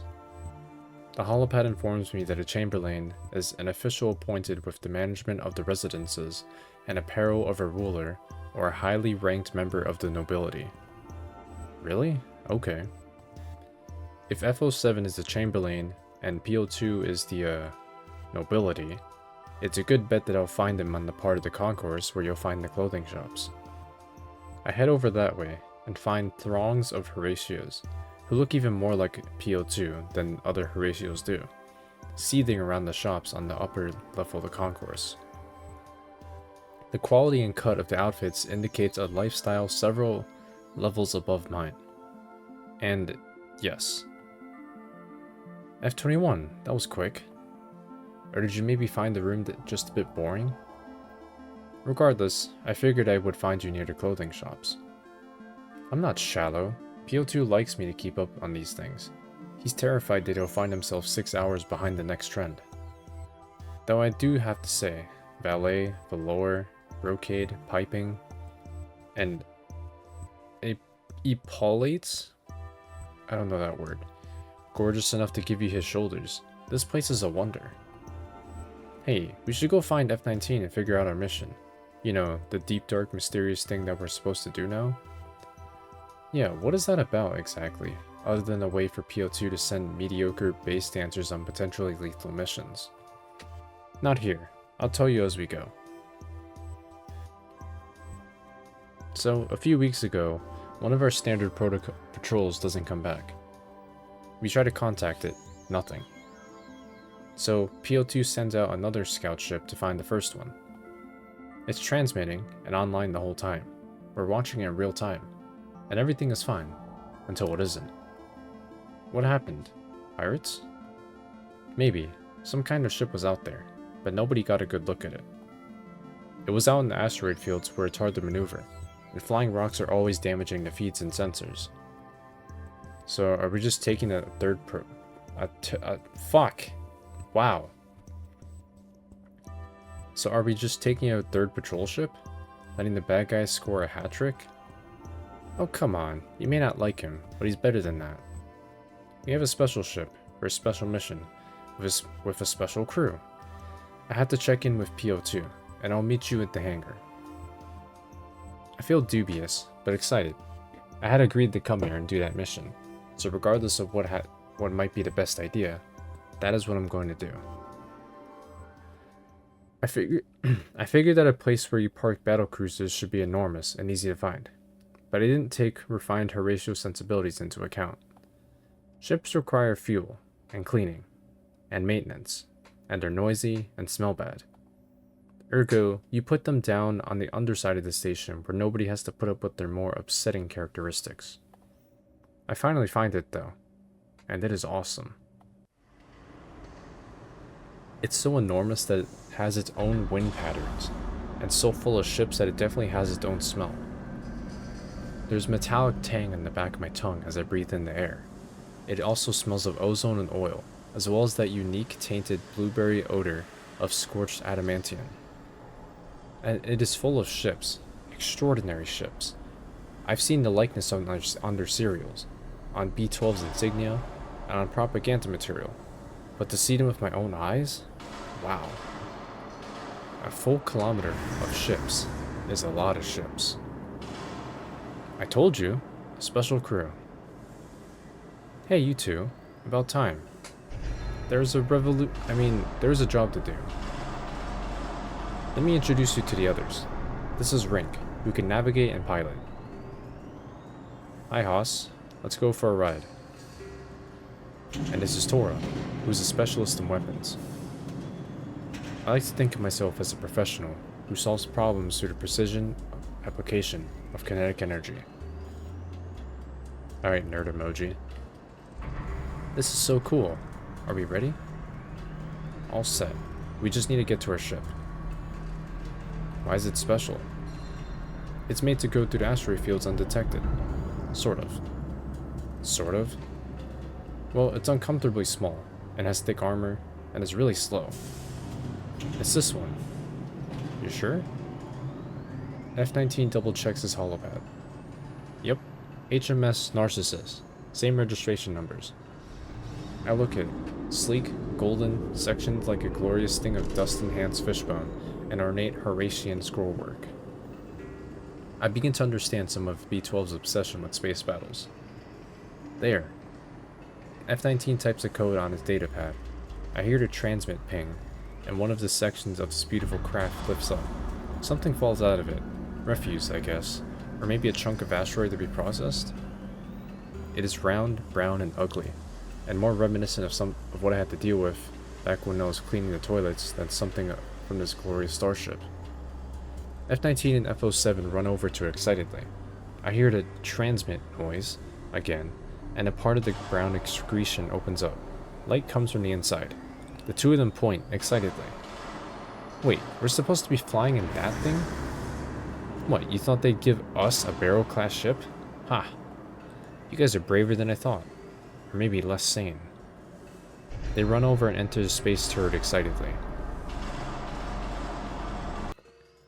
I climb in with a bit less enthusiasm. Brink, in the pilot's chair, smells of swamp, and Tora, off to the side in some cubicle, smells of cleaning products. It is going to be a long voyage. I think this engages the departure autopilot. The ship shifts violently left, inertia keeping me violently in place, and the chair takes the weight off my stunned body. Also violently. When I recover and look up, I am among the stars. Facts and education do not prepare your brain for the immensity of space. Once you leave the comforting glow of the station lights behind, it is nothing but infinite stars. Everything feels insignificant against this endless backdrop, and it only gets worse if you stop and think of the enormous power and size of a star. Then you start to absorb how tiny they all look, how many there are, and how far away they must be. Truly, it requires a Horatian ego to maintain one's sanity. I guess all of us are mesmerized, because our ship runs into something, and we all react differently. F19 activates our one tiny weapon, F07 turns on the shields, which deactivates a weapon, and I fall out of my chair. Lying on the floor, I have an excellent view through the skylight, which I did not realize we had. A large piece of rock tumbles by, turning slowly and lazily, looking about as active and dangerous as a fat kitten in mid-nap, but with much more inertia. Asteroids! Look, we don't have an arcade system on this. Right.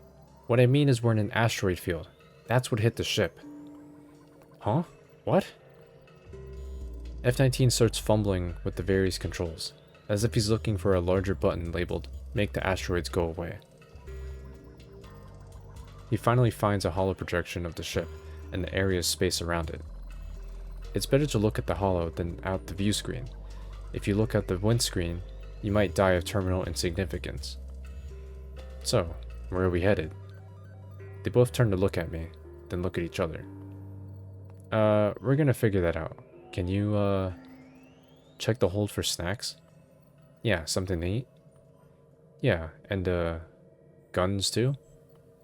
Yeah, something to shoot? I look from one to the other. They look exactly like I do when I'm keeping a straight blank face. Damn, these two similar DNA structures. Sometimes it's very hard to see who is plotting what. Fine.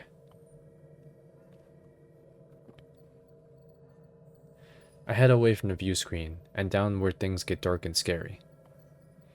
I hear them murmuring to each other about me as I descend, so I murmur to myself about them for revenge. I have terrible images of what a hold might be. Infinite dark space, full of rats and dust, strange things breathing in the dark corners, a general sense of disuse and desperation. In reality, after 5 careful steps, I hit the back of the hold, because the ship is about the size of a flight-capable rice grain. I find the switch, and the place lights up, showing me a lot of empty racks. The only thing of interest is a pile of Horatio propaganda posters, and another pile that have been slightly altered with childish graffiti. Be gorgeous becomes me Gorgon. Seek beauty is now slack booty. Seriously? Is this how you start a revolution? The only other thing of interest is the intercom, which isn't working perfectly, because when I hit the switch to tell them that their hold is empty, it lets me hear their conversation. Must be with fire. There goes F19 again. We don't need to kill everyone. How else can we cleanse the cesspool? Lance the spoil. F19 sounds passionate. Too passionate.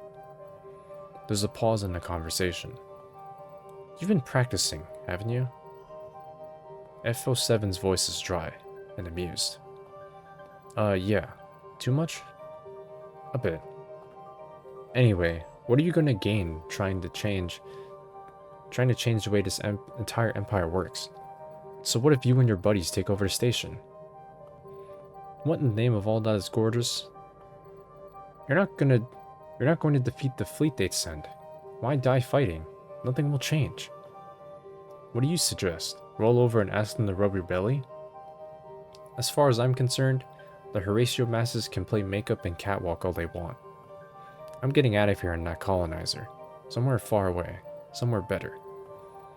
Personally, I think they have both lost their minds. I head back up to the bridge with some of the altered posters, feigning ignorance. That, at least, I'm good at.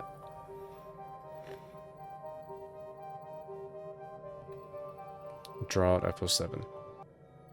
Look, F07, you seem to be both lazy and smart, which is a perfect combination for getting things done simply. What exactly are you trying to do? What do I want to do? Leave. This place sucks. And they use place in the largest sense. Like the sense in which it means entire empire. I just want out. He pointed F19. His plan is a little more dramatic. And that is... F19 loses his imposing orator pose and slides straight into his conniving conspirator pose. There is a banquet. All the high and mighty on this foul station will come together, and that is where the forces of freedom and justice will strike. I want to get out of this place, and I want whatever plan they have to work. That means I want to be included, and that means I have to make sure they like me. And that is, finally, why I don't roll my eyes and say something loaded with enough snark to take out a small son. Forget the forces of freedom. We're looking at the forces of the Vultures. Several ships suddenly appear in front of us. Where did they come from? Why didn't we detect them? Taurus starts stroking her buttons and dials. Vulture. She's looking forward to whatever's going to happen just a bit too much. Wow.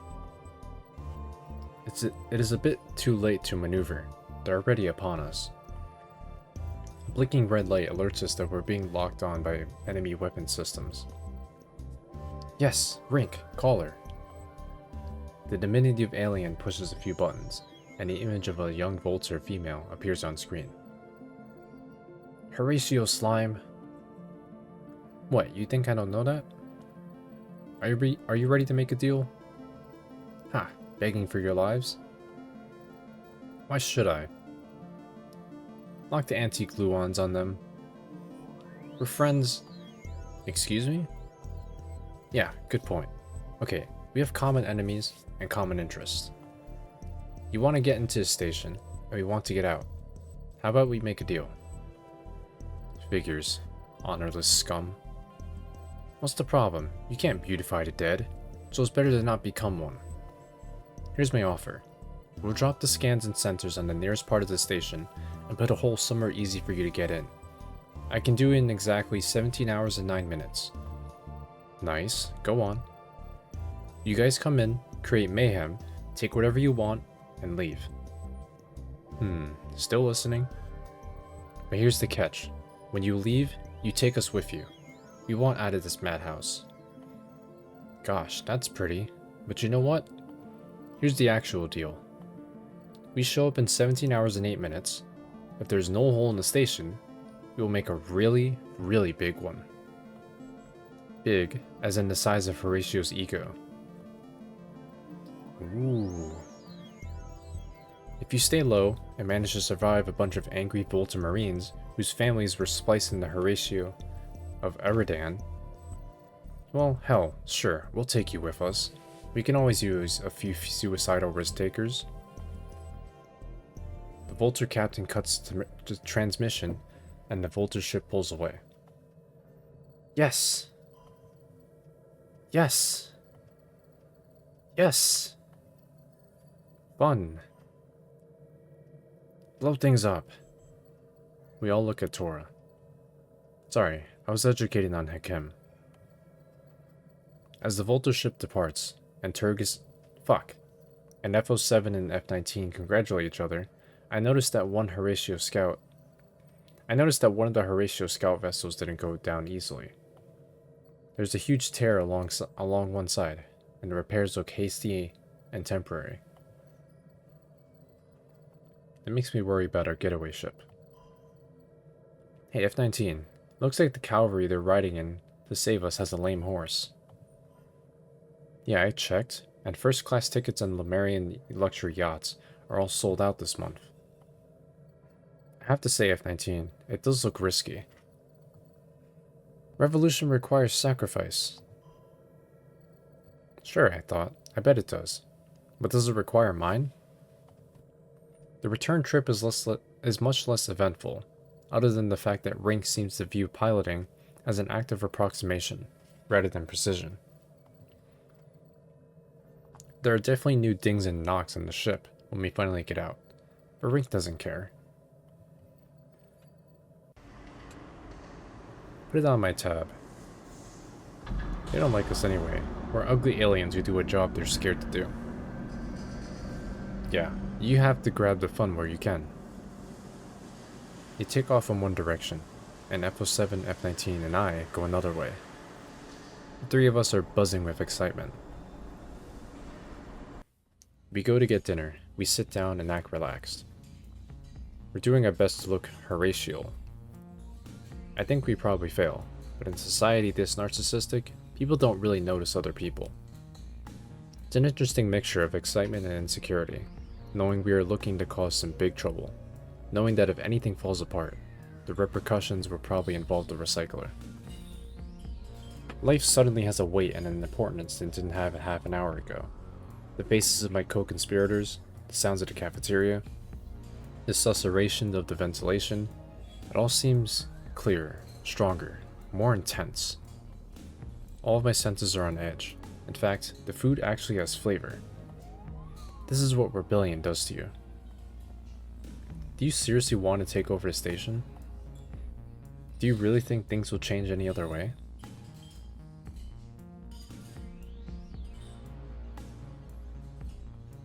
F07, I think his plan makes sense. Wait, no, I don't want to say that. F19, it frankly sounds a bit crazy. Look, F19, we all have the same goals, or at least the same desire. But I don't want to see how a system-wide revolution is going to achieve it. F07, you think they will listen if you ask nicely? And besides, you already agreed to part of it. That's just popping a boil. Besides, the way I hope it goes, nobody should be around to ask questions when I disappear. Anyways, it's late, and I'm exhausted. We'll see how it goes tomorrow. We say goodnight, and go our separate ways. I return to my room, discovering that I am utterly exhausted. The noise of the mechanics is nothing. I doubt that a full-scale invasion would keep me awake. Still, I toss and turn a bit, wondering what I'm falling into. So these Horatios have a great idea, and are convinced that I should join them. And I will. Because so far, all that my own great ideas have done is lead me here. I can't say I sleep the sleep of the righteous, but at least I finally sleep. I wake up in the next morning, having suffered bad dreams born by fear and frustration. At least in one of them, I'm in the cockpit of the space turd, traversing the stars, the galaxy a limitless thing of hope and possibilities opening up before me. Then I hit an asteroid, and there's a loud noise, and I die. Then I wake up, and it turns out the loud noise is actually someone yelling at me. I peek into the corridor to hear both the public address system and some loud Horatio saying the same thing. Dress rehearsal today. Everybody up and looking gorgeous. Start early. The lines of the beautification stations are going to be long. And the first few hours of the day passed just as I suspected. I beautify myself, put on my best outfit, gray overalls but slightly cleaner, and report to the kitchen.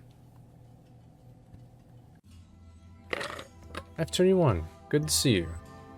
I guess we're all still on P02's imperfect list. I just go to where the holopad tells me. But at least there are friendly faces here. Believe me, it's the very best place to be today.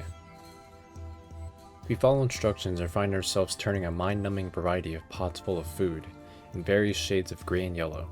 Every once in a while, an overly excited flunky runs in, yells at someone, and runs out. More doilies! I must have more doilies, but in yellow. The kitchen seems to have been designed with the objective of setting up the space and the layout so that you run out of the most important things that are stored in the most inconvenient location at the worst possible moment. In the middle of it all, F07 sidles up to me with a cup. Hey, drink this. I can't find the shrimp forks. But I'm not thirsty. Drink this. How can we be out of Kalgarosian truffle meat? Seriously, I have work to... Drink this! Okay, I drink it. I don't know what they're on about, but it's the only thing in the kitchen that doesn't taste awful. Hey, thanks, I guess? Next time just ask. Hey, F07, where's the special spice blend? How should I know? You had it. And gave it to you? I used it and gave it back. Then I used it and... oh, it's over there. F19 sidles over to a small spice bottle and discreetly dumps it down the incinerate chute. Which one is the stew? That goes in the biggest chafing dish. We regard the various dishes, none of which look either delectable or digestible, or like stew. Maybe this one? Look at the yellow-gray food in the dish. We should probably taste it and check the seasoning. But I don't see a little taster spoon nearby. Also, given what came out of the kitchen, I didn't really want to taste it anyway. I recklessly decided to align my fate with whatever the cooks had prepared. Don't say I'm not courageous. Ready? Ready? I nod. Hey, M17. What? Is something wrong? No, chill. Just remember that the first plate is always for the highest ranking. That's P02. The clone is deeply, deeply offended. How dare you lecture me on the matters of protocol? M17 stomps out. The three of us look at each other and can't help giggling. Let's do this. We carry all the dishes through the corridor just outside the kitchen that leads to the concourse and arrange them on the long buffet line. The place is bathed in the soft glow of floating chandeliers. Whatever else you say to him, P02 really knows how to put on a show. We line up with the other cadets, nervous and excited, desperately hoping to impress P02. For a moment, there's complete silence. The doors at the far end of the hall slowly glide open. The march of the glorious centurion of perfection starts up over the loudspeakers. The tension is killing me. And the food, apparently, is doing that to someone else. Gag. What? Oh, pimple. Tens of identical heads turn around and look. V18 is just lying there, just beneath the stew, a little taster spoon in his hand. At least, I think it's V18, but that's not the real question here. I look at F19 and mouth silently. Special spices? He appears to be fascinated by his fingernails. I look at F07. His face is white. P02 comes sweeping over, glorious and passionate like a tower of gold and emerald rage. The kitchen staff, now! I have a bad feeling. We all look so gorgeous, and this is going to get ugly. How dare you let this happen? The most glorious will be here in a matter of hours, and we can't even feed ourselves? V18 was bound to eat himself to death sooner or later. Recycle V18, and take M17 here as well. No! But they do it. 2 guards come in, and drag M17 to the chute. On the plus side, he'll never have to worry about shrimp forks again. I shut down where my imagination takes me, and P02 is yelling again. You three! I try to duck out of the way, as if the accusation will go to somewhere else. But I can see where he's looking. Each of you, a spoon of the stew, now. I go as white as F07. This is not what was supposed to happen. What? Me? No, I look at his face. Right.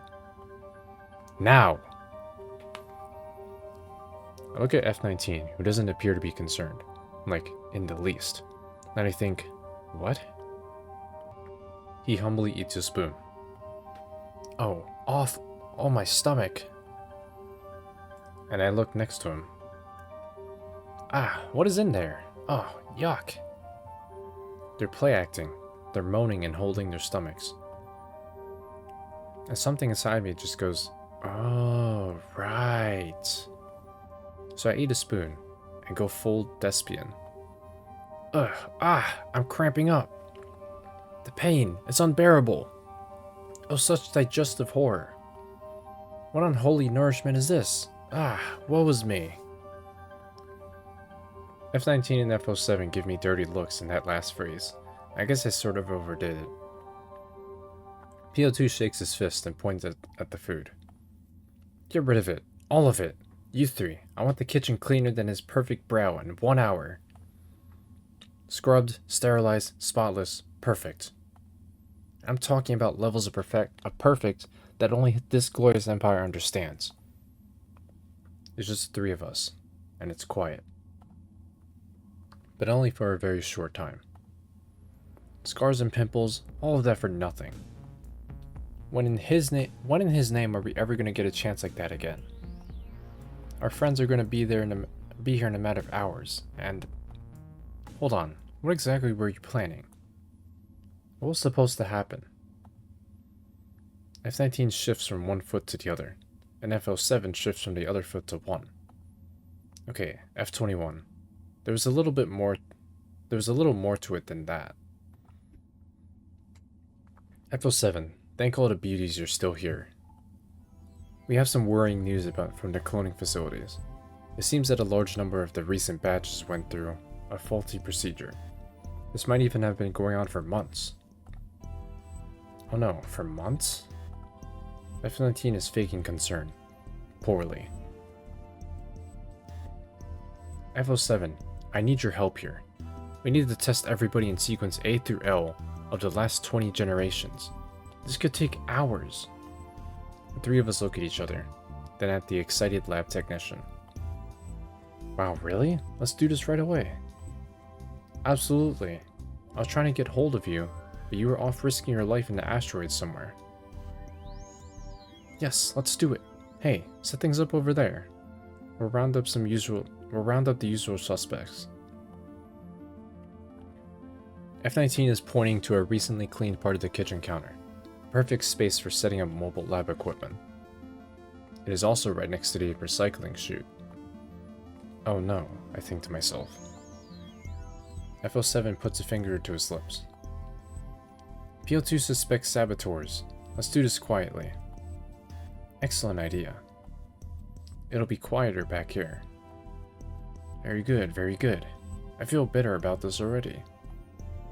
I was running some diagnostics in the latest batch, promotion CX48, and it seems that there was some sort of malfunction with one of the memory bursts. There was an electrical fault caused by a strain on the power system, and while it didn't cause any harm, it means that the payload implementation for the clone nested in that birth may have been faulty, either corrupted or incomplete. There's no way to know which it is. This individual has had access to all station systems without having ingrained loyalty towards Horatio. And now there are rumors of sabotage? The coincidence is uncanny. Oh, it's more than uncanny. It's highly upsetting. Isn't it? Isn't it? There's a certain sad inevitability in how this scene plays out. They set up the equipment. F07 draws the technician in with a lot of jargon and fake concern. While they make noise, F19 silently pulls open a recycling chute behind them. F21? He's speaking softly, and we share a long, complicated look.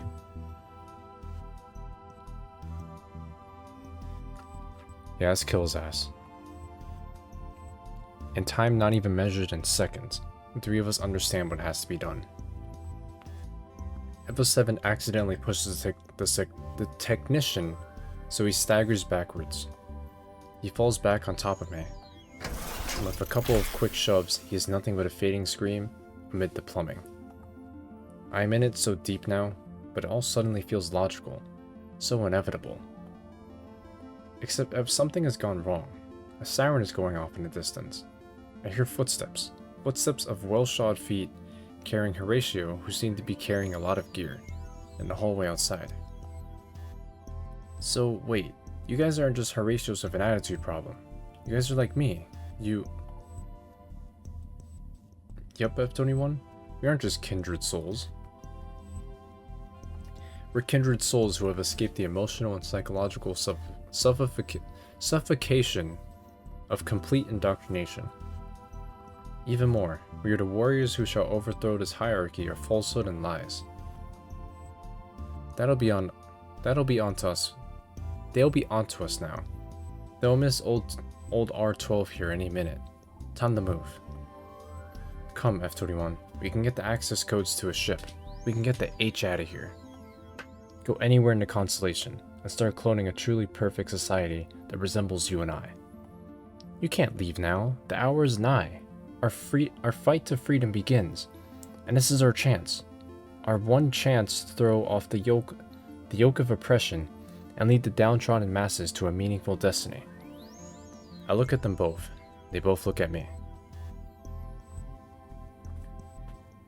F07 is this bottom one. I'm too young to die fighting. I'm out of here. F19, I respect you, but I honestly think you're suicidal. I'm with F07. Fools, both of you.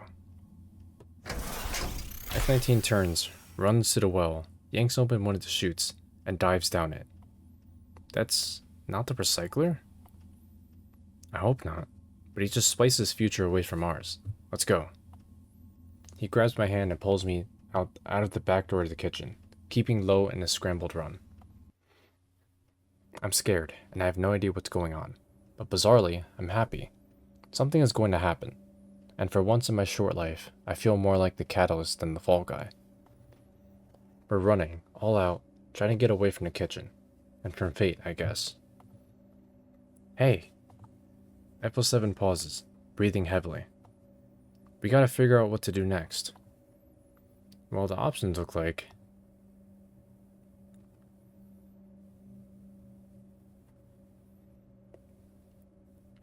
I think on my first playthrough, I just picked the third option. Because I figured the first option makes no sense. Because that's not our goal. The second one obviously is not going to work. And then the third one is just like the most reasonable. So that's why I picked it. Get really smart and figure out a third plan. Exactly. So let's put our heads together. I have mentioned another way, but it's kind of tentative. Okay, F21. He pauses. He's doing a lot more than just catching his breath. I think you're pretty smart. And pretty funny. I have to agree with him there. You're as gorgeous as any of us, but you don't let it go to your head. I managed to keep my mouth shut. And you know, I was wondering. I am waiting to hear, and I'm thinking, of all the Horatio I've met, F07 seems to be someone I really care for. So, DragonHorseBird, things are going to get serious here. And I don't just mean life or death. It's been like that since you woke up. I mean serious, as in, how do you want to spend your life? And with whom? He's nervous and breathing heavily. Honestly, he has this youthful eagerness and sincerity that is just cute as hell. Okay. I think I said my first playthrough that he's not really my type. Because I was confused as to why this is happening. But then I remember, this is a society of clones, of the same person. And they live amongst each other. Of course they're going to be interested in themselves. They're all narcissists. You know what I mean? But I'm going to stick with my choices. But at the end of the day, he's not really my type. I'll be honest, F07, I have no idea. I trust you, and I think you have our best interests in mind. But I'm not ready to plan the rest of my life. You can rely on me, I can get it done, and then we'll see what happens. If that's how you want in DragonHorseBird, the message is clear. But just know that I'll be here for you. We can get out of this place first, and then see what happens. Okay, I've been working on a plan for a while. I guess you don't know this, but all the clever stuff that F19 does with the security system is code that I put together. I've been studying the network here for months. In fact, the only reason I've spent so much time in the clone labs is because there's so much sensitive data and so many critical systems in there, and security is non-existent. It's like stealing ugly from a Horatio. They practically give it to you. So first, we need to get out of the hangar, ID the ship, and prep it for launch. Then comes the hard part. You have to distract security while I hack their systems. Otherwise they'll override it when we open the doors of the hangar bay. Okay? That'll be your part. I smile, a bit nervously. I'm not sure what clever thing he has in mind for distracting security, but none of the ones I can think of seem practical or pleasant. So I turn to action to get my mind off it. Okay, I'll do it. Let's go. Great, let's go and get some of my gear from storage. Then we're off to the hangar. We find our way to the storage area. The door that F07 slides open is labeled Acne and Psoriasis Cultures. I may not be a true Horatio, but I momentarily hang back. It's okay, I made the sign. It's just my stuff. Inside it's a bit chaotic, but F07 has obviously adopted the method where anything you need is easier to find if it's lying on the floor in front of you. We grab another holopad, a couple of deep space helmets, some food, and what is apparently several petabytes of cereals with earring drives. It seems that F07 has been hoarding Forbidden Love episodes on a vast scale. I take advantage of the pause to ask the question that has been bothering me. So, the security diversion part. He holds up one of his earring drives, smiling gleefully. Are you ready for this? It's the long-lost anniversary episode of Season 274 of Forbidden Love.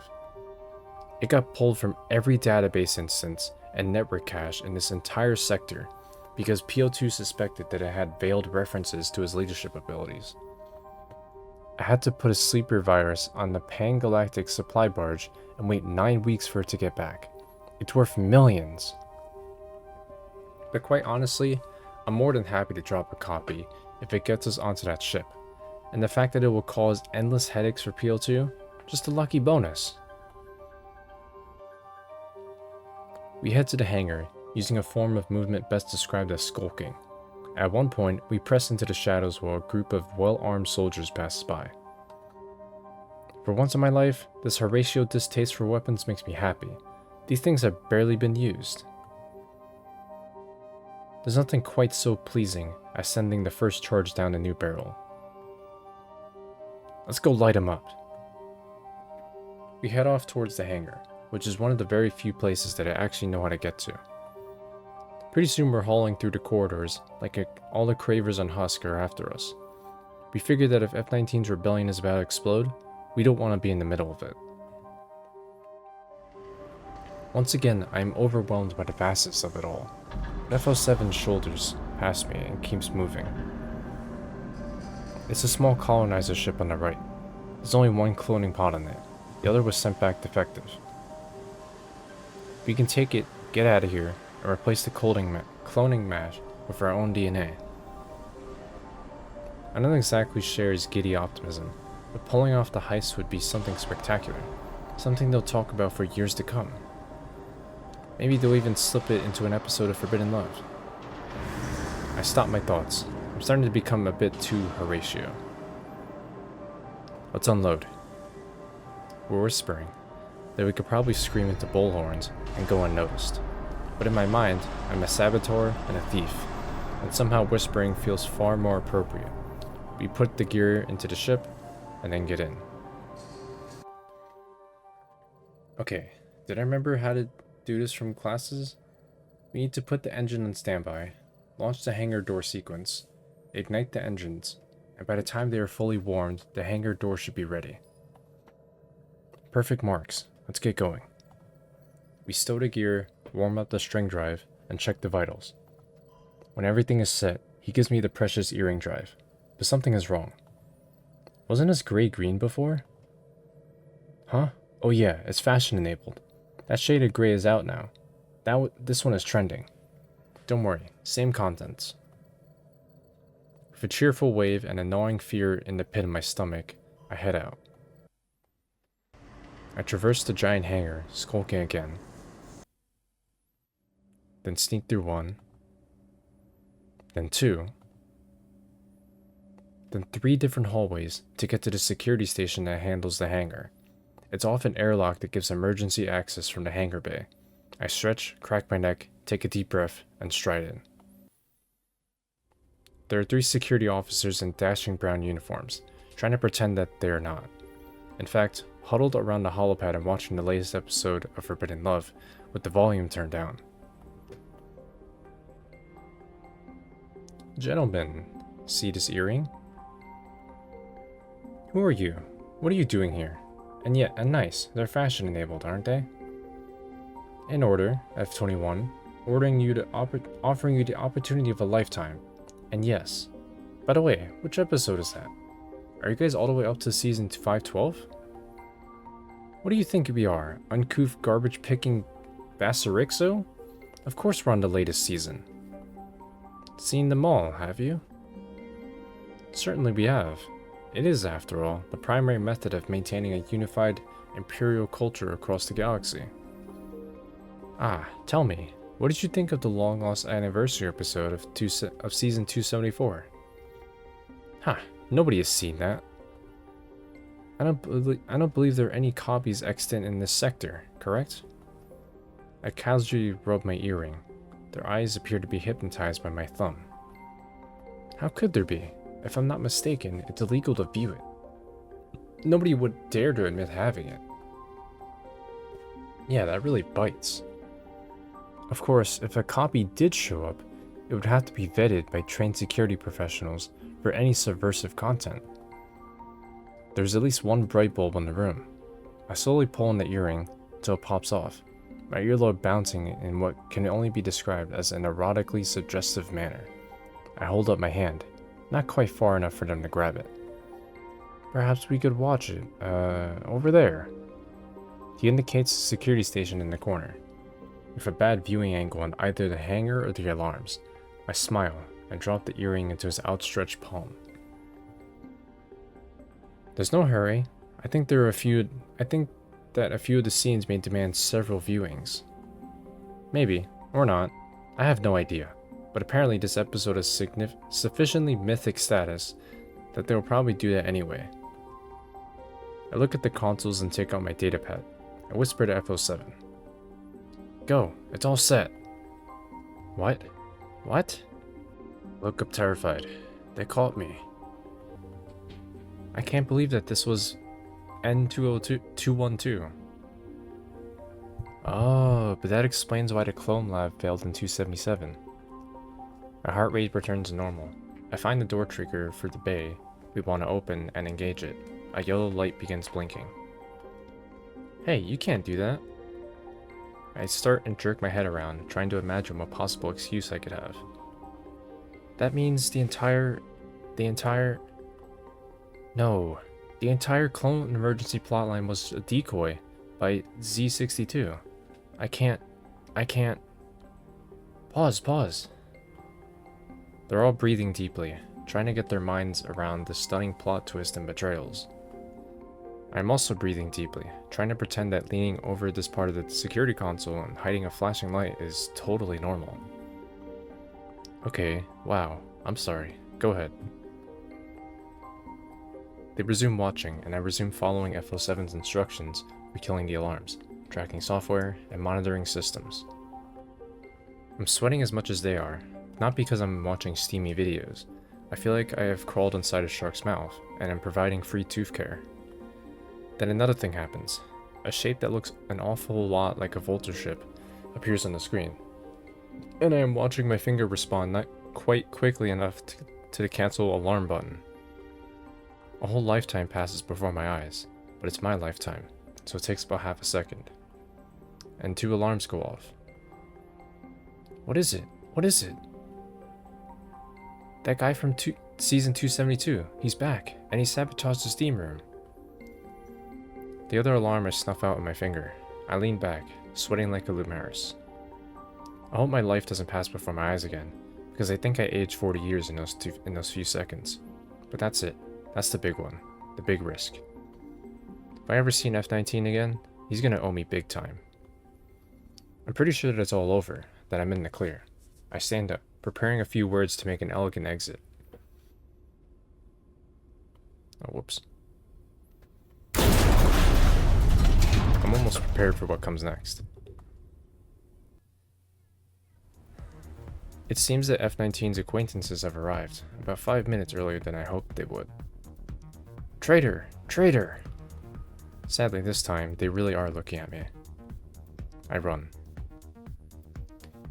The decor around here has changed quite a bit in the interim. You! Which way? I point back behind me to where the 3 security agents are thumping after me. Sorry, F19. Them, that way. I don't wait around to find out. Wow, whatever explosive F19 and the Vultures use, it has some punch to it. I tense up as I hear more footsteps. Where are they shooting things? There's nothing quite like a bit of havoc. Back that way. I'm going to secure the episode. Yeah, okay. That was the first word that came to my head. I don't even see how they react. I just keep running. F19 is set on his own path, and good luck to him. Me, I can almost taste the freedom of the stars. My body tells me that I should probably stop, slow down, take it easy. My legs are getting wobbly and I keep losing my balance. I haven't done this much running in all the training we did. But fear and desire keep me going, even after I bounce off a pylon and whack my arm on a freight hook. Things are getting hazy, and I'm starting to stagger. I lose my sense of direction for a moment, and panic, and then I see the shape of a ship, and I get a new burst of energy. But my legs seem to have set to random flailing mode, and I'm not even sure it's the right ship that I finally crash into. Everything hurts. Good news, I'm not dead. Bad news, well, everything hurts. I'm back in the lab. It all went wrong. We're going to get recycled. It's all over. What went wrong? Where's F07? Hey, wake up. Wow, F21, you had me worried. You ran into the side of the ship like it was your worst enemy. With a smile like that, I know we're in the clear. I relax. Maybe for the first time ever in my entire existence, I can lean back and go with the flow. Where are we? He points out the window. Gone, on a fast route out of Imperial space. We'll pass by an asteroid field and a dead star, with a couple of barren planets. We're taking the back routes. After that, we can either go to Sophon or Unfallen. Depends on who you want to see. Please don't take this as an insult, but whoever we see, I sure hope they don't look like you. He gives me a huge smile. No offense taken. Galaxy, here we come.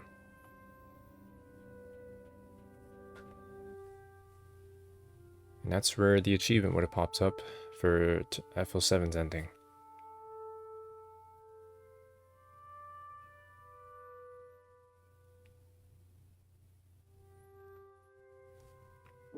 Just applying some chapstick, hold on. Okay, Let's go to F19's ending. So I think right here. So actually, wait, do I have another save? Or no? Yeah, right here. So the first choice is F19's. This can't go on. I want to bring them all down. F19 runs over to the series of chutes in the wall and yanks one open. Quick, in here! Isn't that the recycling chute? No, oh, wow, sorry. He pulls open the chute next to it and dives in headfirst. I can't hear exactly what he says on the way down, but I'm pretty sure I hear the word revolution in there somewhere. I follow him down, perhaps stupidly, but with conviction. It's time to start a tidal wave in this cesspool. We're running and trying to talk, which is not a combination that works very well together. So what's the deal? What's next? Huff, huff, huff. The vultures are coming. We have to do something, right? Just follow me. So I huff, and I follow, and we end up at the last place I expect. We're in section B8, in a hallway that has a series of secure storage locker rooms. We walk down, checking the room numbers, and stop before Small Arms Locker 4. F19 opens the door with a passcode.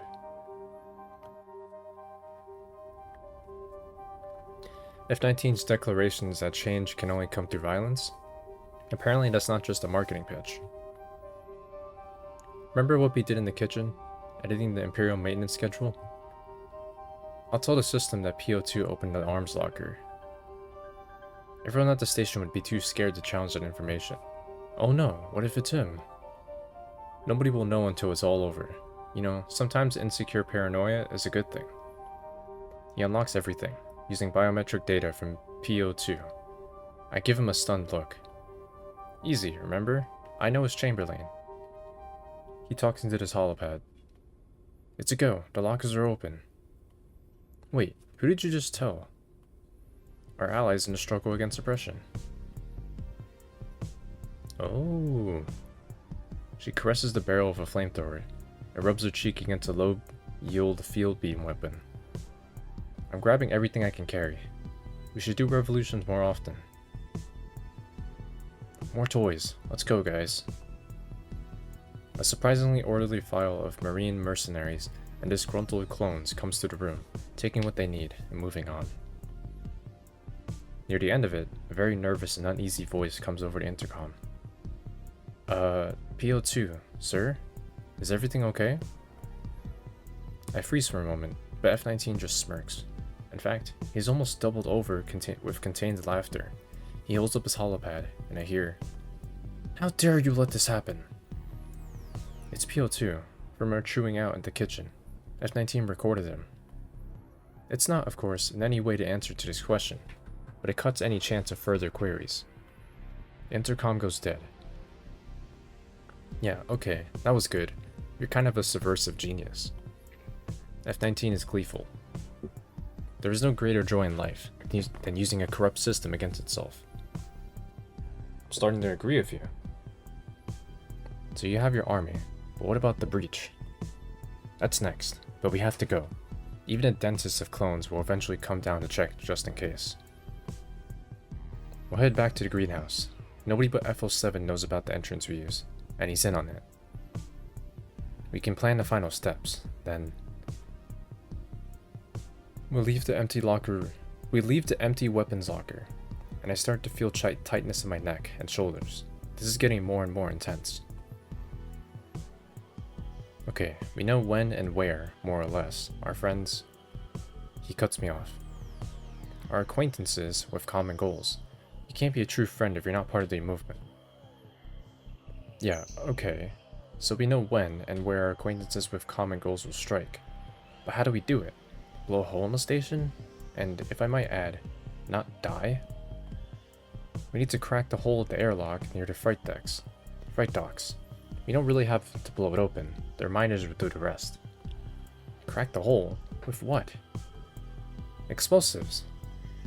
He seems extraordinarily gleeful when he says that. Gosh, I must have left mine in my other generic overalls. Don't worry, we can homebrew them. I read it in the Revolutionary's cookbook. It turned out that if you combine deep facial pore processing cream with no hair body beautiful skin scraper, and pour it in a few glasses of Horatio Full Summer Fantasy Bergamot Cologne, and let it sit in about 2 minutes, it goes critical and detonates. Whoa, that stuff we use is that aggressive?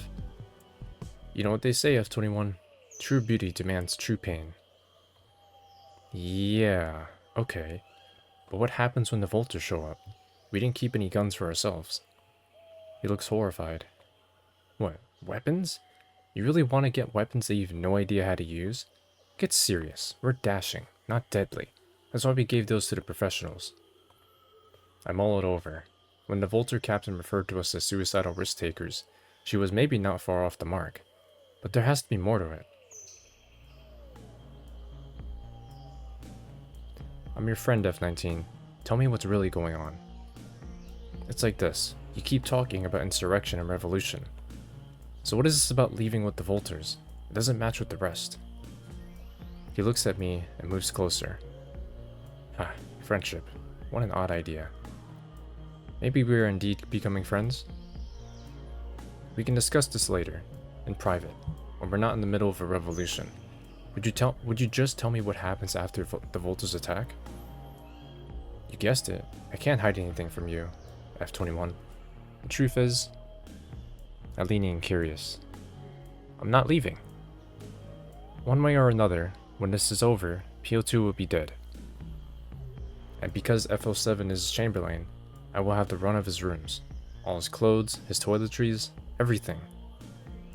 When the Vultures leave, a sorrowful clone dressed in P02's clothing will pull things back together, but that clone will be me. From that position, I'll be able to affect real societal changes around here. No need for an armed revolution if you're stabbing your enemies in the back. I'm stunned, not just at the audacity and the scope, but at the fact that F19's plans are a lot less half-assed than I thought. I had been continually dismissive of him. He was playing galactic 4D chess. Okay, I'm with you, all in, all the way, on one condition. Which is, I point to myself. I get to be the Chamberlain. He grins, and soon we're both smiling like idiots. Let's go break an empire. Okay, we need to raid the entire station, pretty much, to get enough of the bomb ingredients. I'll see what I can dig out of the storage bins. I'll forage around if I can't find what we need here. Cool. I'll clear out the janitorial closets and get more ingredients from the labs. I have all of F07's access codes. See you at the airlock. And we're off and running. My first stop is at the storage area, down in the less pleasant part of town. I use F19's trick to get to the stockrooms. I managed to load a cart with flotilla-sized quantities of deep facial pore processing cream. The no hair body beautiful skin scraper is harder to dig up. But then I realized that some of the industrial disinfectants we use in the kitchen had the same ingredients. I hide my loot near the airlock and head back to the place where I had my first fateful meeting with F19. As soon as I step in the door, I see another clone, dutifully scrubbing. Wrinkly ball sacks. I start grabbing supplies while I think. Hey, what are you doing? The supplies are only for use in the kitchen. Yeah, well, you see... Put those down. That's theft. I'll hit the alarm. The revolution can't come too quickly for me. You really want to hear this? As a reply, he moves his finger towards the panic button.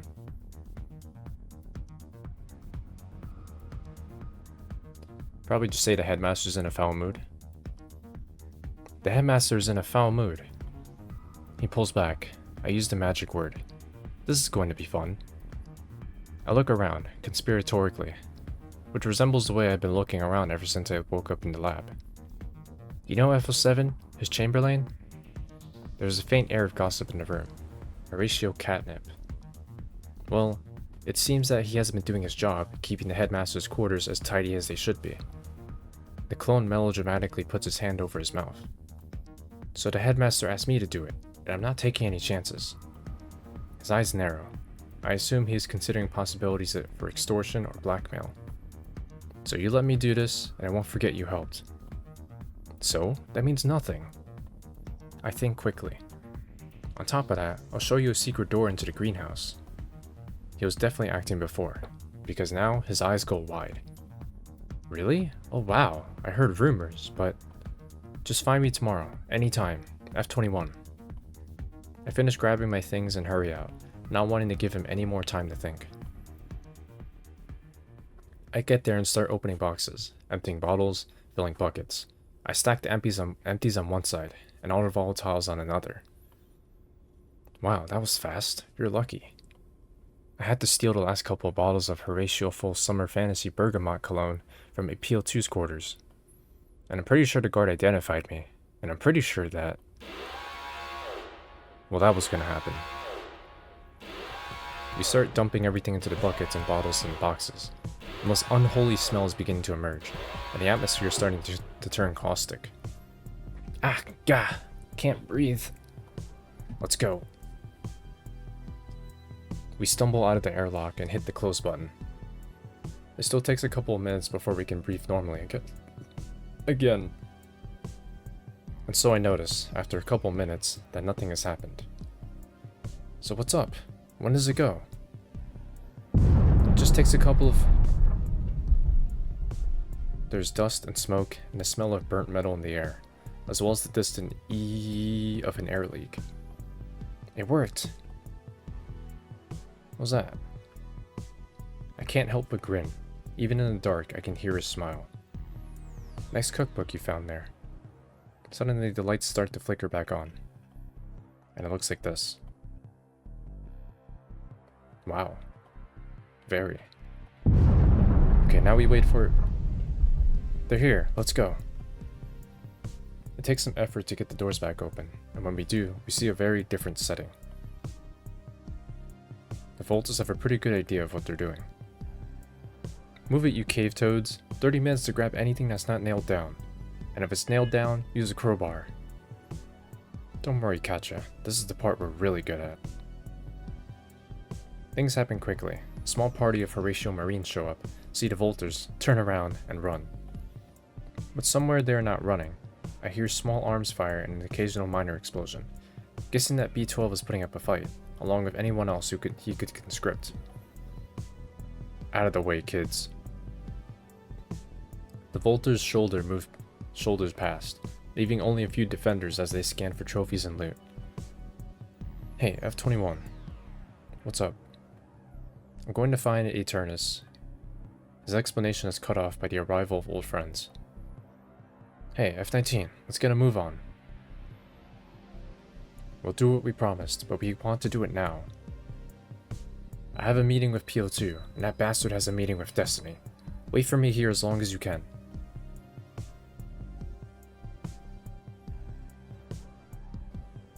But what if we follow him? I try to follow F19. I run after him, because regardless of how I feel about his plans, he does know where the guns in the fighting are. I figure it's better to know what's going on than not. Wait up! But I'm barely around the corner when I hear weapons again, and I realize that I'm not carrying one. Given that suicide is not an interesting option, I decide to go back and wait. I find that 2 of the guards have started mounting a pile of explosives next to the breach. They really must have something against the Horatio.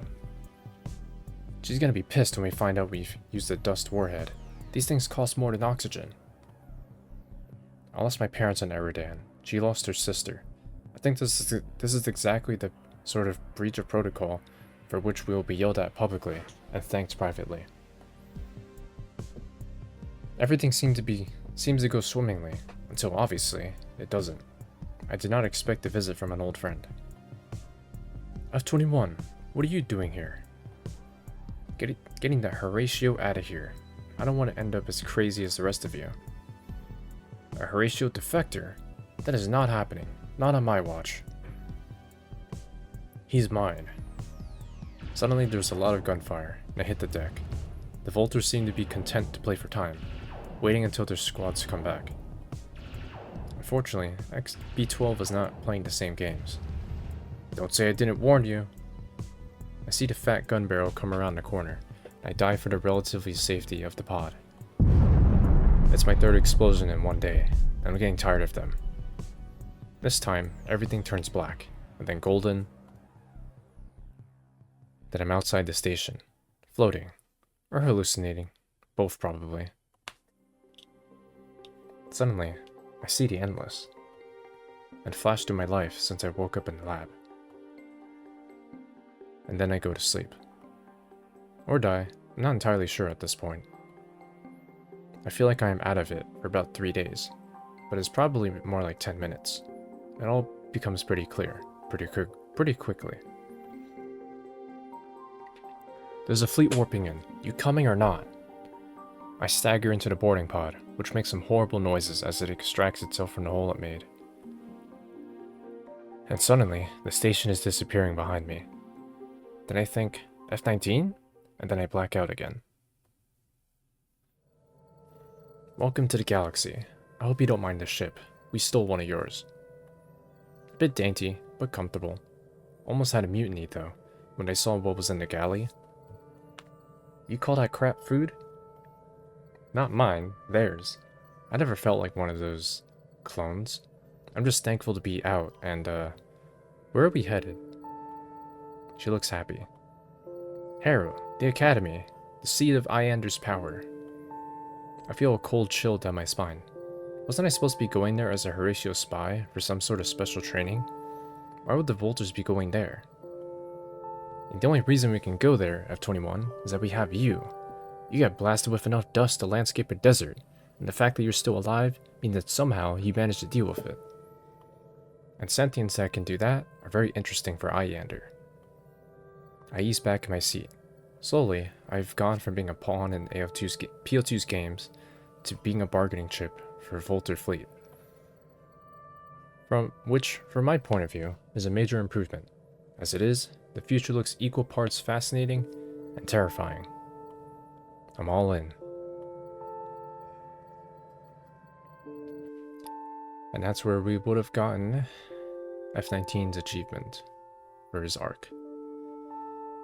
Alright, let's do... See here? Yeah, here it is. So this is where the path splits off for B12 and PO2. Actually, you know what? I guess I'll do the other one. I'll go far back. I go explore my own. I decide that, well, if he's got things to do, I'll just have to find my own fun. I start walking in another direction, aimlessly for sure, as I have no idea where most of these hallways lead. Nonetheless, I try to maintain the arrogant outward attitude of every me. After a few minutes of aimless wandering, my steps take me back to the concourse. It is almost empty compared to the first time I saw it. Still, the murmurs of distant conversation, the echoing footsteps, the light filtering from outside, all of it contributes to giving the place an air of reverence. I try not to gawk as I walk around. Freely growing trees, the fountain and water pieces with running water. All this contributes to paint a picture of an empire built on boundless pride. We are, I'm pretty sure of, one small mistake away from a tragic accident here, if the glass ceiling were to shatter. Boundless arrogance or endless optimism? Probably a little bit of both.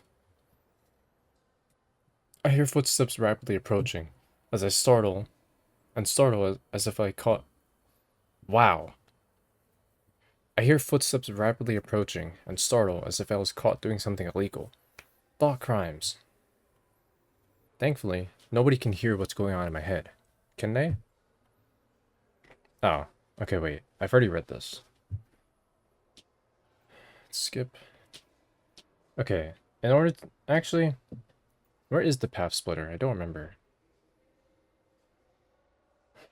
Oh yeah, here. This is where it actually is important. So, we have to pick. I'll do my best to be worthy. I'll do my best to be worthy, sir. I'll train even harder. This is what I was hoping to hear. And who knows, you might even succeed. F07 will show you to your new quarters. Now. While we are here, I would also like to congratulate you on your promotion. Okay. Yeah, that. I'm not reading it, bro. Oh yeah, this is also the playthrough where I try to change my name to Horatio. It stuck me with this name, so. It has a nice ring to it, doesn't it? The door behind us hisses open, and F07 comes in. Grand Headmaster? Take our esteemed F21 to his new quarters in the officer's wing. Put him on the accelerated version of the accelerated program. You heard me. Very well, sir. If you'll follow me. An officer, huh? I've heard about your prowess in the battle bridge. Good for you, F21.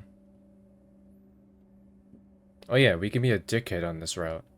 I'm not gonna do that, though. Thanks. I'll do my best. We were silent the rest of the way. We pass through the concourse, then dive into a hallway similar to the one we just left. Seems I'm going to live in the nice part of the station. This is a definite improvement. Eventually, F07 stops in front of a door and turns to me. He speaks up in a studied monotone. Section A9, Hallway 14, Door 23. This is your new home. He pushes the door open and gestures at the inside. After you. I step into my room. Turns out, my room is a suite, and it looks amazing. The bed is bigger, there seems to be an actual bathroom, a sitting area, some nice shelves, and a desk. It looks like the place somebody might live. Actually, it looks like the place somebody lives in already. It is now painfully obvious that this space was occupied by someone, probably not too long ago. The bed is undone, for once. There's a uniform on the shower mat. There's a book in a nightstand, its spine cracked from being opened upside down. And of course, there are photos. I take a closer look. There are several Horatios in various social settings, sitting around by a fountain on the concourse, having drinks in the mess, or squished closer together to fit in the frame of the picture. They look happy. Then there's a picture of a Horatio in full battle dress, standing at attention with a weapon. The markings on his chest plate place him somewhere in the middle ranks, a junior officer. Was he the brother who lived here? Was he a friend? A boyfriend? Difficult to say when the relationships between all these people or when all of them look the same. Whose place is this? It's yours now. Who lived here before? Before me? Does it matter? I want answers though. Tell me, bruh. We stare at each other for a second. He sighs. Okay, these are the quarters of Acting Deputy Probational Officer Exrus F20. What happened to him? He was part of the cadet crew that was on board the training exploration fleet, the one that disappeared recently. We know of no survivors. I point at the photos. He glances at them, then looks back at me. What about the rest of them? To the best of my knowledge. Fuck. Sorry, my laundry finished. To the best of my knowledge, they were part of the crew too. All gone. Any idea what he was like? He looks at his holopad for a second, flicking screens rapidly. Going by the record, he was very gifted, succeeded in all of his endeavors, and was on a rising trajectory until this happened. Why do you care? It's not like you're gonna meet him or anything, or any of them. He gestures at nothing in particular. Anyways, this is all yours now. Feel free to do whatever you like with the personal effects of your predecessor. Your first classes start tomorrow morning. I'm sure you'll enjoy them. Good night, F21. He leaves the room. and shuts the door behind him. I'm left standing alone in the room of someone who looked like me. I look at his personal photos scattered here and there. What should I do with all that? In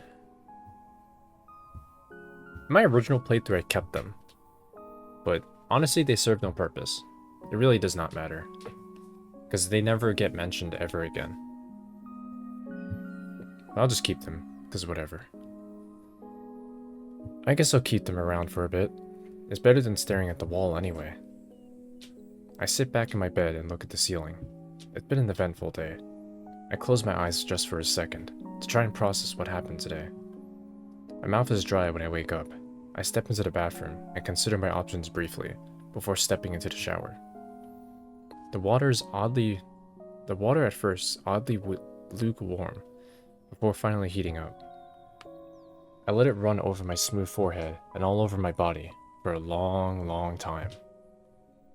I step out and take a look at the holoscreen and what I guess would be the parlor. I can make out my reflection beyond the haptic overlay. I look tired. There are pockets under my eyes, which I'm pretty sure were not there yesterday. I sigh heavily before opening up today's schedule.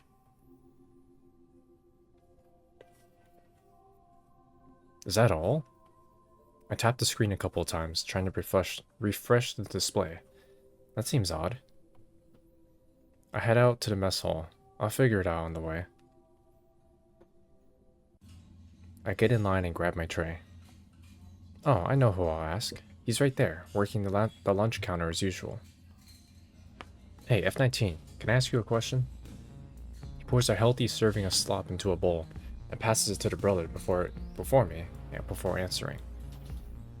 I heard congratulations were in order after your little stunt yesterday. He looks me in the eye. Sure, what's on your mind? So this morning, after breakfast, it looks like I've got 2 classes, but they seem to be scheduled at the same time? He considers this for a moment. The Horatios online start muttering, but he pays them no heed.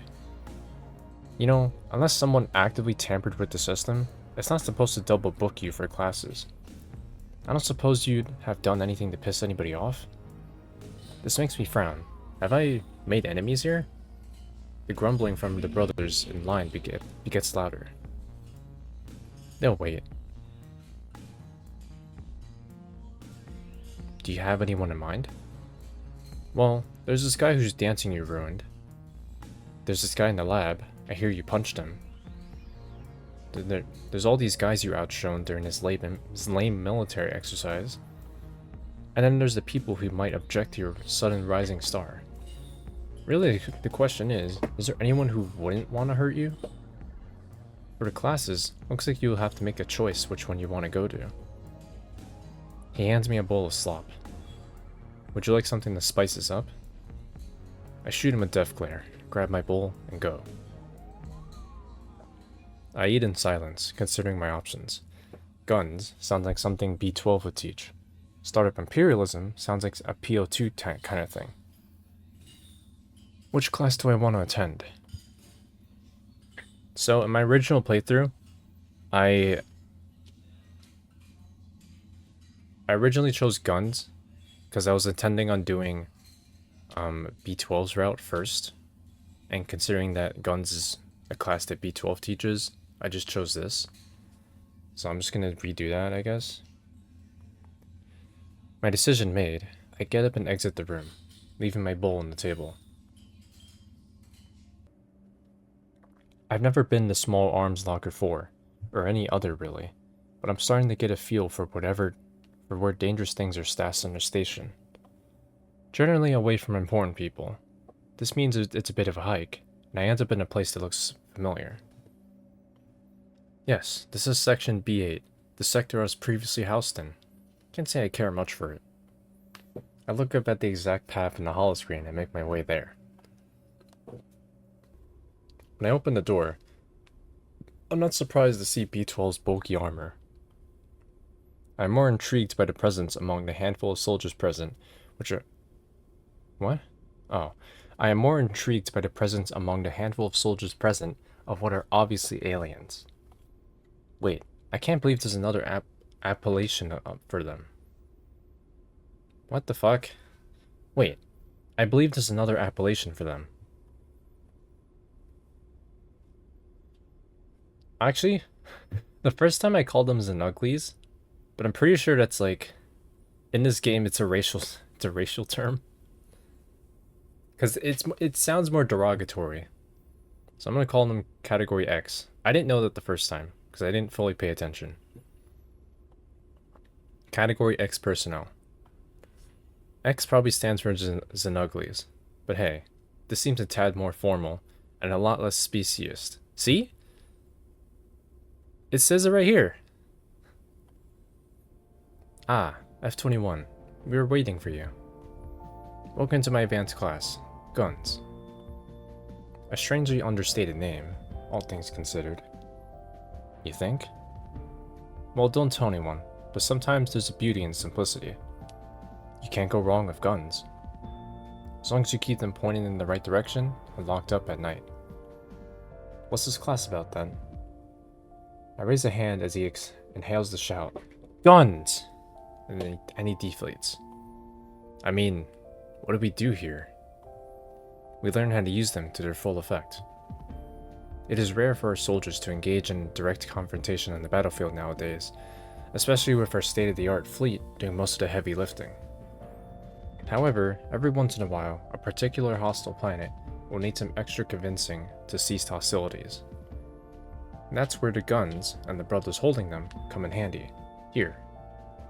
He hands me an impressive-looking rifle that looks dangerous regardless of how I hold it. I point at the two aliens with my chin. What about them? Their presence is pretty simple to explain. There are shock troops. For some reason, I can't quite fathom, they are extraordinary marksmen. Also, since our regular Marines usually refuse to climb aboard the boarding pods, these are the folks we send. Are they also part of the deck? What the fuck? Are they also part of the deckside fleet maneuvers? Battle bridge? Well, yes and no. They're in the close quarters choreography simulation. It's a vocational class. Yes, we're in there while all your little friends are scared of getting scratches on their pretty faces. So we're the ones. We do the work. Except that most of the time our pods are not even launched, so we're just waiting for the simulation to end. Except the other day, I guess. Do you mean that when I sent the Horatio boarding crew, you were the troops I actually sent? Oh, that was you? Neat trick. Smart thinking. I can respect that. I'm Brink, by the way. Bit of a mouthful. I think I'll just call you Hey if I need to get your attention, okay? I'm Tora. I know, you guys think we all look alike, but I'll say it for your benefit. My people are called Galvron. Same number of limbs as this little guy over here, but a lot more eyes. Hey, I'm not little. You guys are too big. I'm a snug fit. That you are, Rink. She points at my rifle and gives me a quizzical look. Also, when you hold your gun, make sure to point it away from your own body, or you'll shoot something off. It was a trick to see if you're paying attention, Tora. You pass. She shrugs. Of course. Phew, close call. B12, whom I had not seen leave during my conversation with the aliens, comes back holding targets, neatly marked with numerical values closer to the center of mass. Getting to know the troops, F21? Excellent initiative. Follow me now. We're going to the shooting range. The shooting range? Where is that located, sir? In a place where nothing can get hurt by stray gunfire. Cadets, form up. We're going outside. Cadets, attention! We stop in front of a bulky door. To the side, clear signage indicate airlock 838. Oh, that kind of outside. The door opens with a hiss. We step in and shelf our guns onto the rack. Put on your combat vac suits. Let's go. The other cadets open individual lockers and get down to business, and I do the same. B12 opens a locker next to me and starts removing his armor, emitting little grunts of effort as he goes. Let's glance at him. I sneak a peek every now and then, as I step out of my uniform. B12 and I obviously come from the same mold, but with every piece of armor he removes, he doesn't seem to diminish in bulk. His shoulders are broad and bulging with well-defined muscle. There's a long, deep scar on his back, starting on his right shoulder blade and slicing across his ribcage diagonally. I wonder how he got it. I'm zoning out, still looking at his chest when he turns around. Need a hand, F21? I feel the blood rush to my face. I'm good. It's just a bit tight. Yes it is. He slaps me in the back encouragingly. Doesn't help that he's got a gorgeous, candid smile. I force my limbs through a vac suit, just jump around a bit to squeeze everything in, and close it up. When I'm done, I'm a bit red in the face, but it looks like it's from putting the suit on. Okay, cadets, put your helmets on. He slams. This fucking helmet never fails to make me laugh. Feels stupid looking. He slaps his on with practiced ease, fastens the lock, and checks his comms. I need a bit more time to work around my precious forehead without hurting anything sensitive. After a minute or so, we're ready. We grab our guns and step outside. The exterior of the station looks a bit underwhelming compared to the rich interiors. I'm guessing they spared their expenses for the outside. Or for the inside. Fuck. We're near what appears to be a point defense gun, although from the what is that word? From the antiquated? I guess? From the antiquated looks of the turret, I don't think it could defend this point, or any. B12 walks off in the distance and plops down the targets a couple meters apart from one another. He makes his way back to us. Now, one per target, one shot at a time. Ready, aim, fire.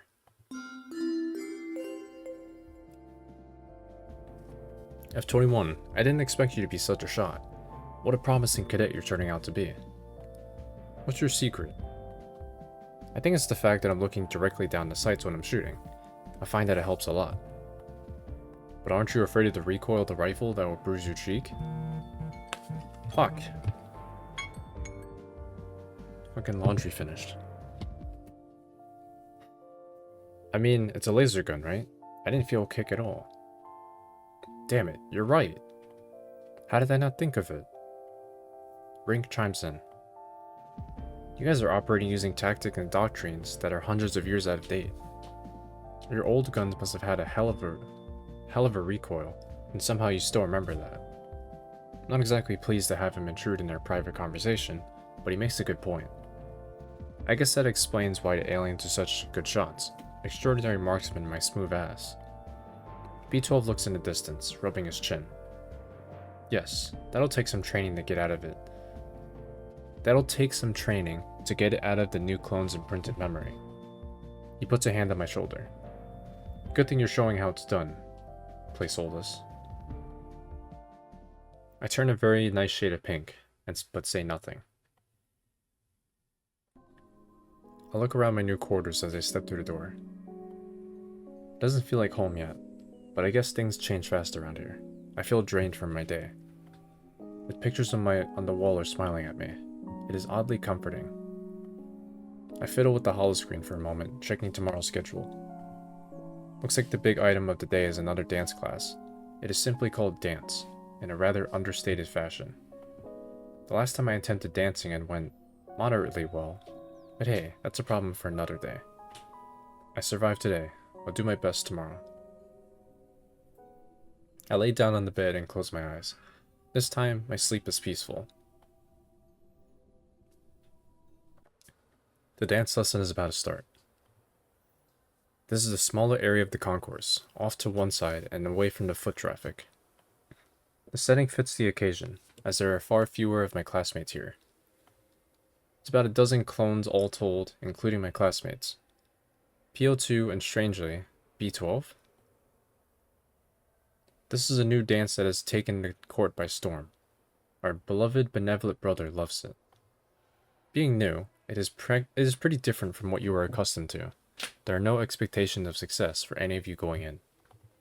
However, it will be the dance we perform when he comes to review the cadets, so make sure you do not embarrass me, lest you suffer the consequences. The dance is called a La Volta. It is a dance for couples. I can hear appreciative ahs coming from all around me. There is someone I'd like to get closer to. In this dance, the partners salute each other in a saunter, a deliberately slow skipping, parading for the benefit of the audience and showing their fitness. Then they get closer to one another and pivot around a central point. The leader is facing the follower and puts his hand on each of the follower's hips. The follower is facing the leader's right and places his closest hand on the leader's shoulders. Both turn around the same spot by walking forward. Every 3 steps, the leader lifts the follower into the air to display his strength and show his partner to the audience. He pauses. It is of utmost importance that you lift me as high as you can, of course. The follower must follow the leader and spring just before he lifts to ensure maximum effect. Repeat this simple sequence until the music stops. Salute. I'm not sure if the recording picked up that siren. If it did, I'm sorry. But I must continue. Simple as can be. This time, with actual instructions, it does seem pretty simple. I mean, I hope I won't make a fool of myself again, but it sounds fairly straightforward. You prance around and then grab your partner and lift him in the air a bunch. P02 turns to me. F21, are you feeling confident enough to lead a couple? Yes sir. Impressive. You may pick a partner. Wow, just like that? Huh. Let's see. B12, my boy. I choose B12. B12 seems surprised, but he breaks into a smile. Right on. One after the other, the rest of the dancers select a partner. P02 pairs off with one of my classmates, who is cooing in delight. We form 2 concentric circles, with the leaders on the outside. P02 reaches down to the hollow pad on his belt, presses a button, and the music starts. I'm just a tad nervous. We salute and start circling each other, making sure to show off our clothes to an imaginary audience. I notice that B12 is wearing the same armored suit as usual, which surely cannot be his dress uniform. Are there dress uniforms for probationary officers? I've got to look into that. He does not seem to care either way. We step closer and I put my hand on his hips. And he put his hand on my shoulder. What? Why is there no on here? It's kind of weird. And there it rests, calloused by use and almost twice as big as mine. He gives me an encouraging smile, which I return. 2, 3, and lift. I tighten my grip on B12's hips and raise him up. At least I do my best to try and raise him up. He's much heavier than I expected, and even with my help, barely clears 20 centimeters. The lift lasts for only an instant, and then I put him down. He touches down with a bit of force, and gives me an apologetic look.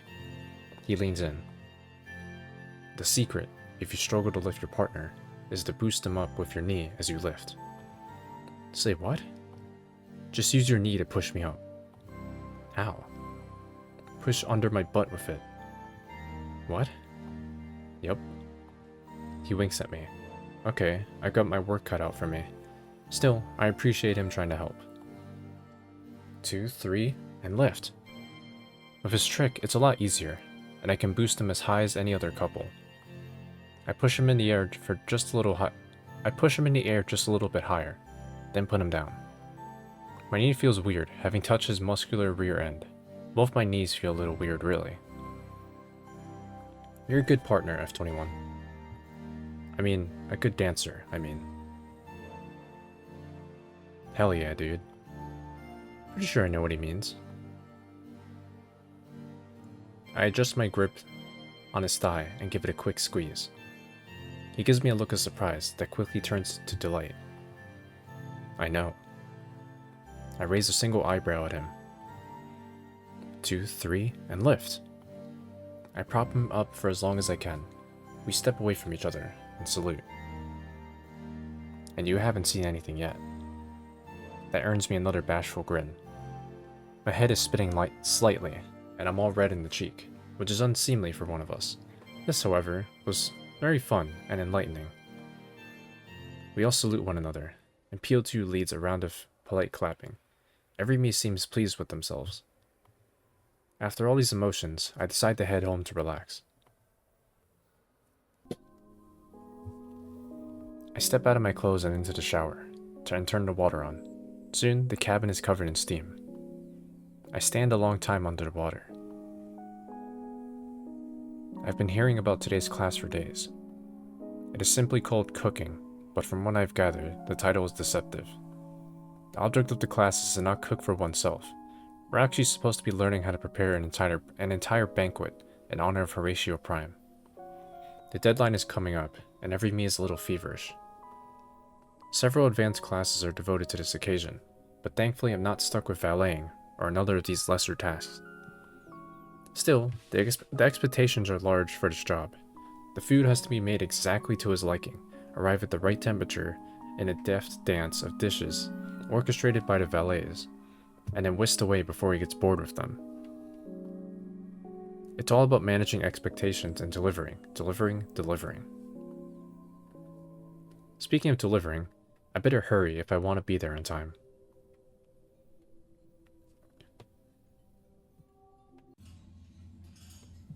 I'm surprised to not find I'm not surprised to find F07 leading the kitchen when I get there. He doesn't seem happy. F19 and a few of my classmates are running around, holding plates of sliced vegetables and pieces of meat. Tension is palpable. F21, it's nice of you to finally join us. Care to explain where you were 12 minutes ago when we started prepping? This class doesn't start for another 4 minutes? I didn't mean to pause the recording there, whoops. This class doesn't start for another 4 minutes? Would you like to tell the Emperor himself that his food is late, but it's because class only starts in 4 minutes? You do that. You do that and see where that leads you. He gestures eloquently to the recycling chute. This is my kitchen. Do as you're told, or else. I don't need a picture. I grab a knife and start peeling super spuds. F19 puts a hand on my shoulder and whispers. Better not get in the way when he's like this.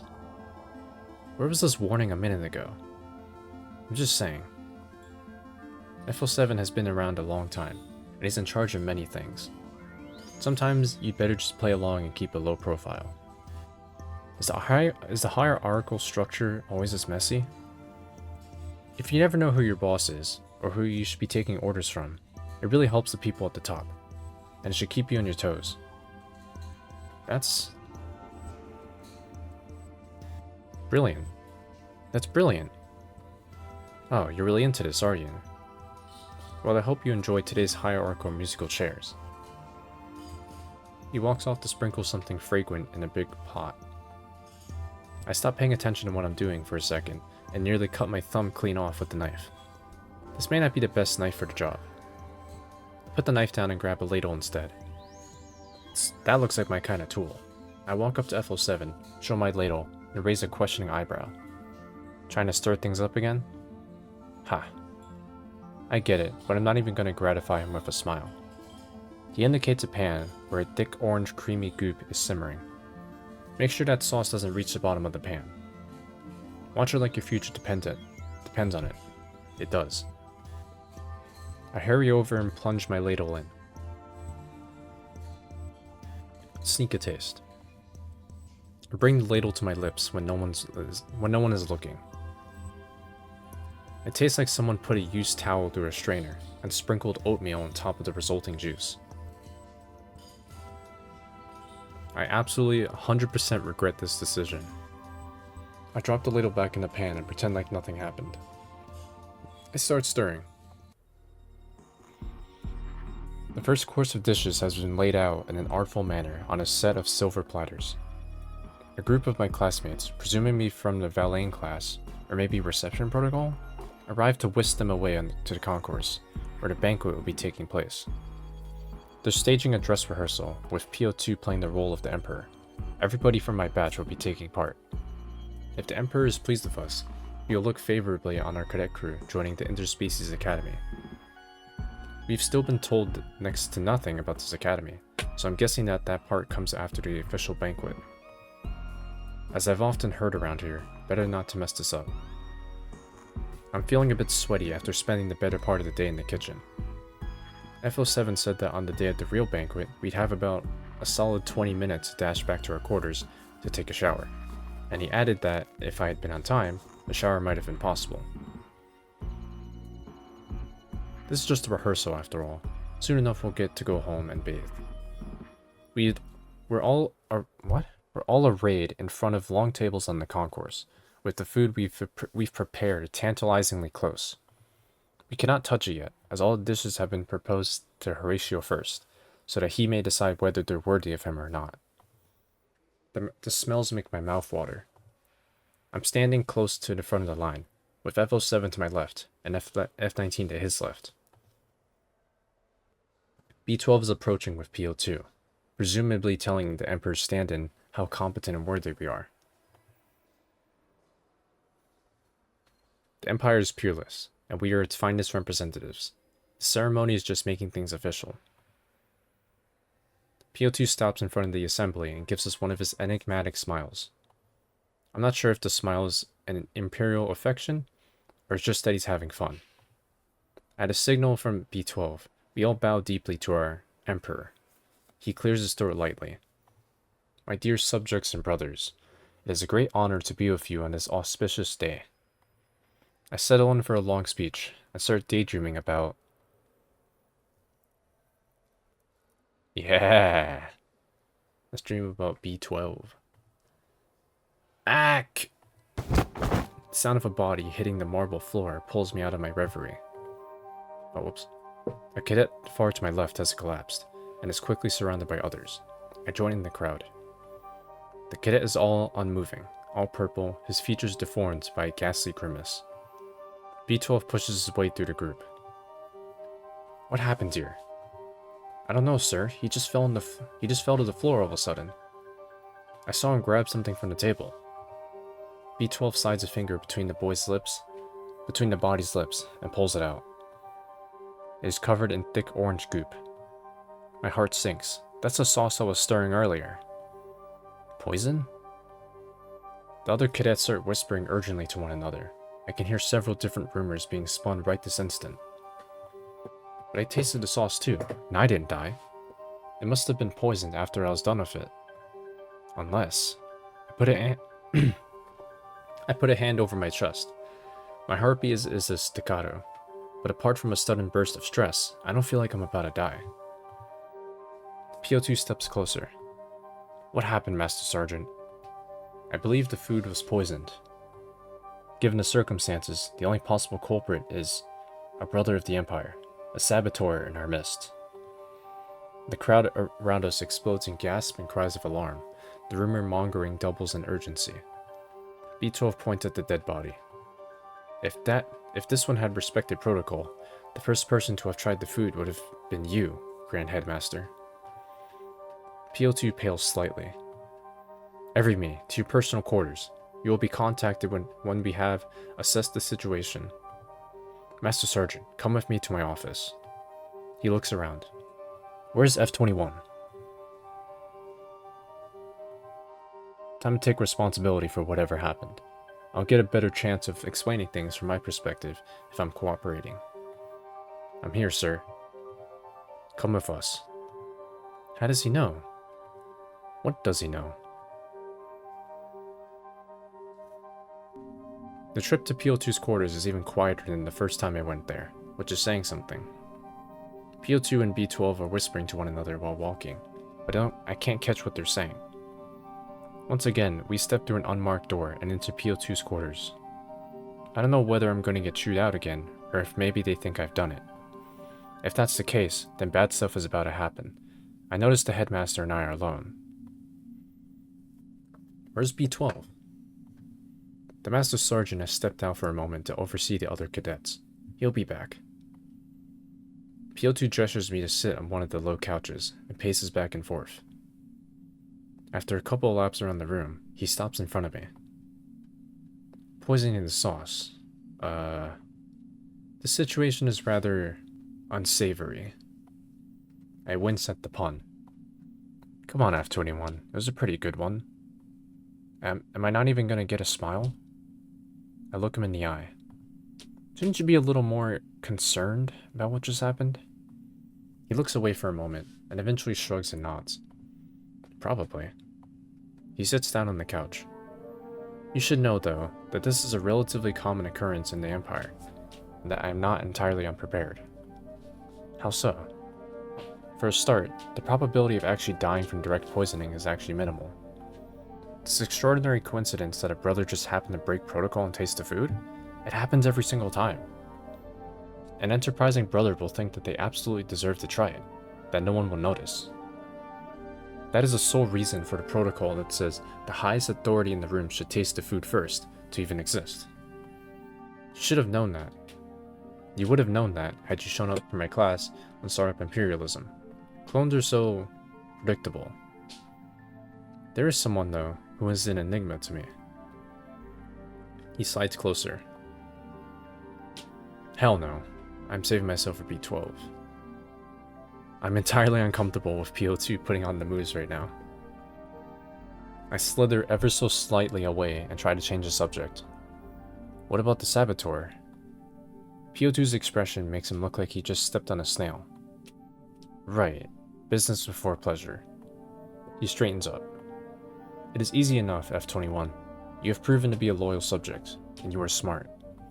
You are obviously not quite perfect, although, but I digress. I want you to identify the saboteur, see if he has any accomplices, and deal with the situation. Put an end to it for good. Be my inside man, if you will. What do you say? He winks at me. That's way too much innuendo, or my body is ready. Sure, my body is ready. The door to the office suddenly opens, and B12 barges in. Great Headmaster. It is just us, B12. You can call me Sir. Sir, I've just received word that one of our deep space proximity sensors has been triggered. It seems that a fleet passed nearby, headed straight for the station. From the footage, it appears to be a raiding party, most probably Vulture pirates. Vultures? Have we not brought peace to these dirty imbeciles? I believe they took offense at the recent splicing of their colonists on the Darien region. Wait, their territory is halfway across the quadrant. How can their fleet venture this far away from home? Our spies at the Academy report that they possess the technology to build portals that allow for instantaneous transport of ships from one portal to another. This would explain how they bypassed their defenses and reached this deep into the Empire. Are these Vulture pirates the reason our training fleet went missing last month? It would certainly make sense, sir. I have called the Imperial fleet, but it is half a day away at best. That's why we need to prepare right away. Well, go and do that then. We are busy here. I was hoping to enlist the help of the cadets, sir. Oh. Is there a problem? I was about to assign our young protege to a very special insider mission with regards to our saboteur, just before you stormed in. He has shown himself to be very resourceful. That's why I need his help, sir. Our defense systems are pretty bare, given the lack of maintenance in recent times. Also, I'll need a shock team if things get ugly. You've seen him during fleet maneuvers. The cadet has a mind of a great tactician. And the way he uses a rifle, it's like he was born with one in each hand. Given the circumstances, it is crucial that we focus our efforts on protecting the station from this attack. Very well then. What about you, F21? What do you think your talents would be best used for? I have many talents, but making decisions quickly is not among them. Okay, this right here is a path splitter. If I say defend the station, then I do B12's route. But I'm going to save that for last, because I think that's my favorite. So I'm going to pick P02's first. I will find the saboteur and deal with him, Grand Headmaster. P02 glances at B12, who looks defeated. Very good. Yes. Excellent. Master Sergeant, go see to the protection of the station. We just need to hold them off until Rear Admiral Impetus X57 shows up with his Imperial Majesty in tow. We have pressing business to attend here. B12 nods absent-mindedly. Very well, sir. I guess I'll go now. Do close the door behind you. The Master Sergeant leaves the room, looking disheartened. I'm sorry.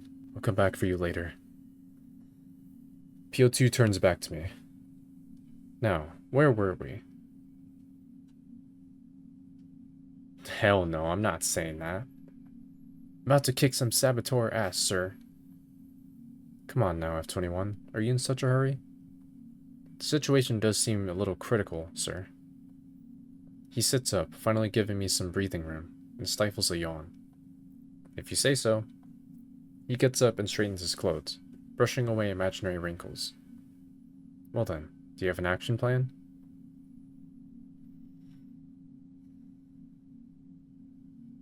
Is there anyone you suspect, sir?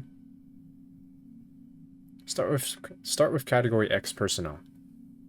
They are not like us, and therefore cannot be fully trusted. Then whoever they were in contact last. In this case, 2 of our best performing soldiers just went on the special mission you almost joined. They were led by F07 and F19. Investigate them too. Understood, sir. You may go then, but before you do. From the folds of his flowing robe, he pulls out a small but exquisitely ornate gun. On the side reads an inscription, to P02, with love. Take this with you. Things might get ugly, and this is all the backup you're likely to get. I stash it into a back pocket and nod gravely.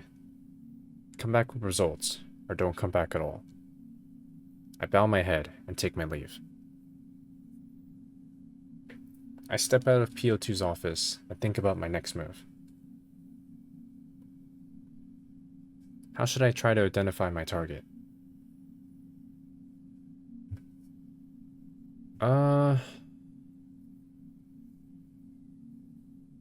I mean, in my original playthrough, I just looked to find where they are, and that seemed to be the right choice. I don't really know where this is gonna go. I don't really care. So, let's do this. I walk to the nearest holoscreen and start searching for my main suspects in the system. There. F19, scheduled for Imperial maintenance in the kitchen once again. Of course, F19 is the one who showed me how to circumvent the station. Or the system, so this information is unreliable at best. Better look up F07. I type away for a couple of minutes, and eventually find it.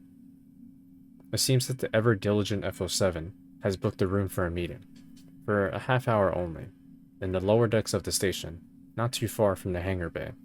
Multi-purpose room 64. Interesting. What are you doing in the bowels of the station, F07? I will pay them a visit. I walk down long, empty corridors. The station has never felt exactly lively, but today, all these abandoned rooms, all these deserted hallways, it feels extra ominous. I think I found what I'm looking for. It's the most sorry-looking place I've seen in all my time aboard the station, looking like a derelict wreck more than the pride of the Mecra system. A dark, oppressive corridor, and what looks like a bunch of conspirators. The group is comprised of a couple dozen of assorted chattering humanoids, about half of them brothers, with a few aliens in the mix. I'm not surprised to see clones among their number, although I wonder about the reason they're here.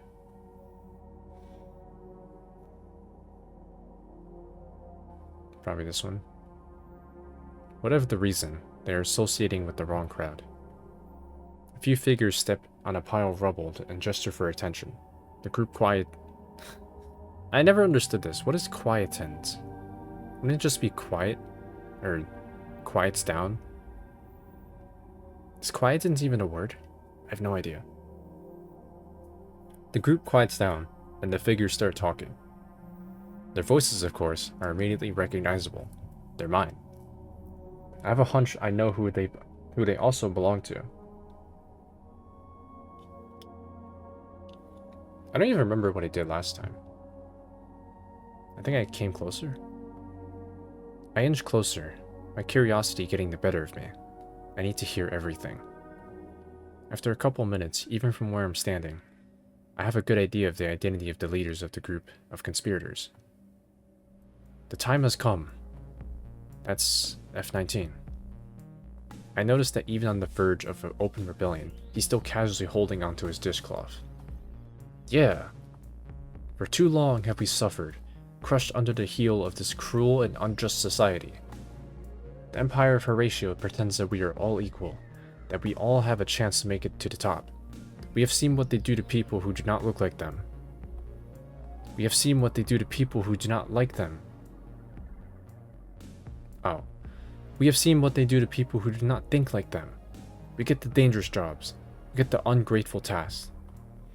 Work well, they say, and you'll be... What?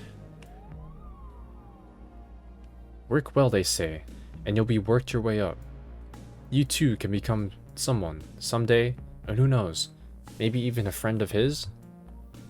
They live in luxury, while we toil, while we die, while covered in grease and dirt, crushed between steel and... His eyes searched the crowd for an instant, while he grasped at words. More steel. Our poisoning attempt has failed, but it was a long shot anyway. It wasn't our only plan. Tonight, the stars have aligned. We managed to secure access to a weapons cache. Someone cuts through the appreciative noises. How did you find weapons? F19 nods at Rink and Tora. The first waves to the audience. The second winks with several of her eyes at once. There are comrades here. We can access the small arms locker 4 in section B8. There are enough weapons for all of us, and then some. Crowd erupts in cheers. Some of you may have already heard that the station is about to be hit by Bolter's pirate fleet. They're on our side. They will aid us in our purposes in exchange for some light pillaging of the labs. Finally, through some clever maneuvering and cashing in favors, our very own F07 has managed to get rid of the guards for a solid hour. While they're in Rec Room 19, we have largely enough time to pull this off. Tell them how you did it, F07. Come on. F07 clears his throat, waits for the shouts to die, and speaks with the edge of a smile on his lips. I have acquired a recording of the long-lost episode of Season 274 of Forbidden Love. This declaration is met with awed silence from the crowd. I have been purposely losing my games at Horatioide with the guards for a long time, told them that to make up for what I owed, I'd do something very big. I told them this morning what it was, and I've just finished setting them up. There is no way they will respond to any summons until at least after the twist of the parlor scene. Wow. Station security has always been lax, but this is a new low. I'll have to tighten it up. Once this is over. A three-fingered hand rises from the crowd. Rink. Yes? Can we watch it too? I've never watched that episode, and it's supposed to make Season 274 feel like Season 2 again. F19 cuts him off. Not now, Rink. It would be difficult to get through to Rec Room 19 anyways. I've cut off power to the doors from the outside. He fingers his holopad absent-mindedly. They're kinda stuck in there until we're gone. Later, once we have secured the station, you'll have all the leisure time you want. Tonight, we take over the station and overthrow the social order. Tonight, we fight. The crowd cheers again, louder. Everyone, This is the moment we've been waiting for. Follow Rink and Tora to the small arms locker, and let's get geared up. Alright everyone, with me. This is followed by another round of cheers, and the conspirators file out of the room. F19, I need to talk to you. Now. I flatten against the wall, hidden in the recess of a steel beam, while the crowd passes me by. I inch closer to F19 and F07, not close enough to be seen, but close enough to hear them clearly. I thought we had agreed that the plan was to commandeer a ship and escape with the Vulture's fleet? What happened to that? Think about it, F07. This is an incredible chance to seize control of the station and replace the headmaster with one of us. Once that's done, we'll have a few hours to prepare for the Emperor's arrival, and we might even replace him. Think about it. We could change things from the inside, within a few years. But you know I never signed up for this plan. It's just too risky. If we grab a ship and bail, I'm sure we'll manage to escape, find a welcoming people, and a nice place to settle in. Maybe we could even start our own colony, somewhere far from here. That's always been a problem with you, F07. You run away from your problems. I solve mine. Now you've played your part, so hang back and let me take charge. Let's go. The revolution doesn't wait. It is time. I stepped out of the shadows with a sly grin. Who dares? It's him.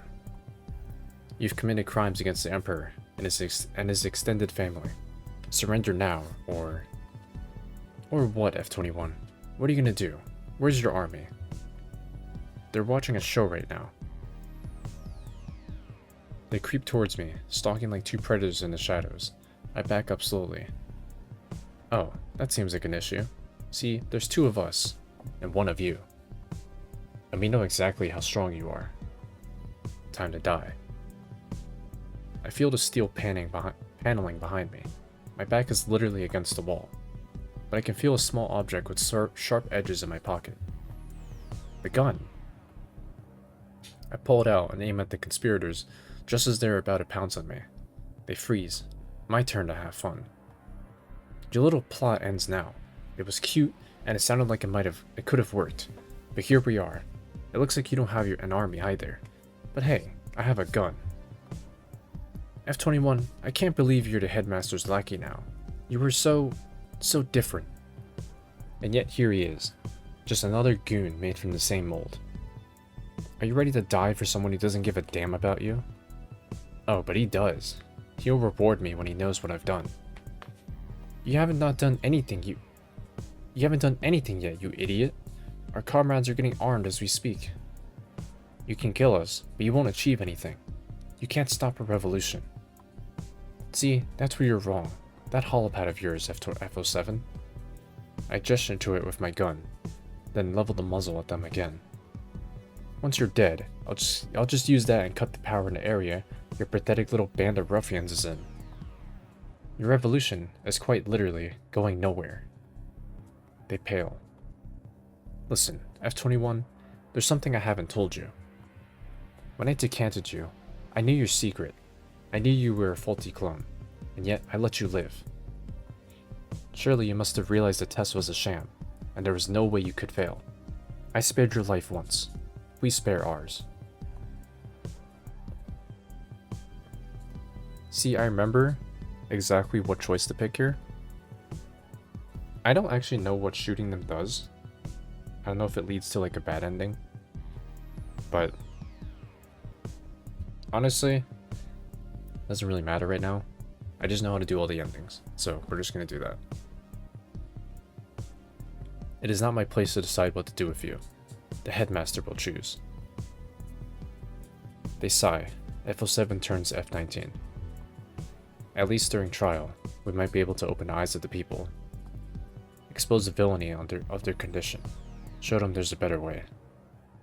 Hand me that holopad before I change my mind. I release the clueless guards and instruct them to deal with the conspirators. Warn them about the Vulture's fleet before they can join B12, so they can join B12's defense efforts. And with that, the conspiracy's over.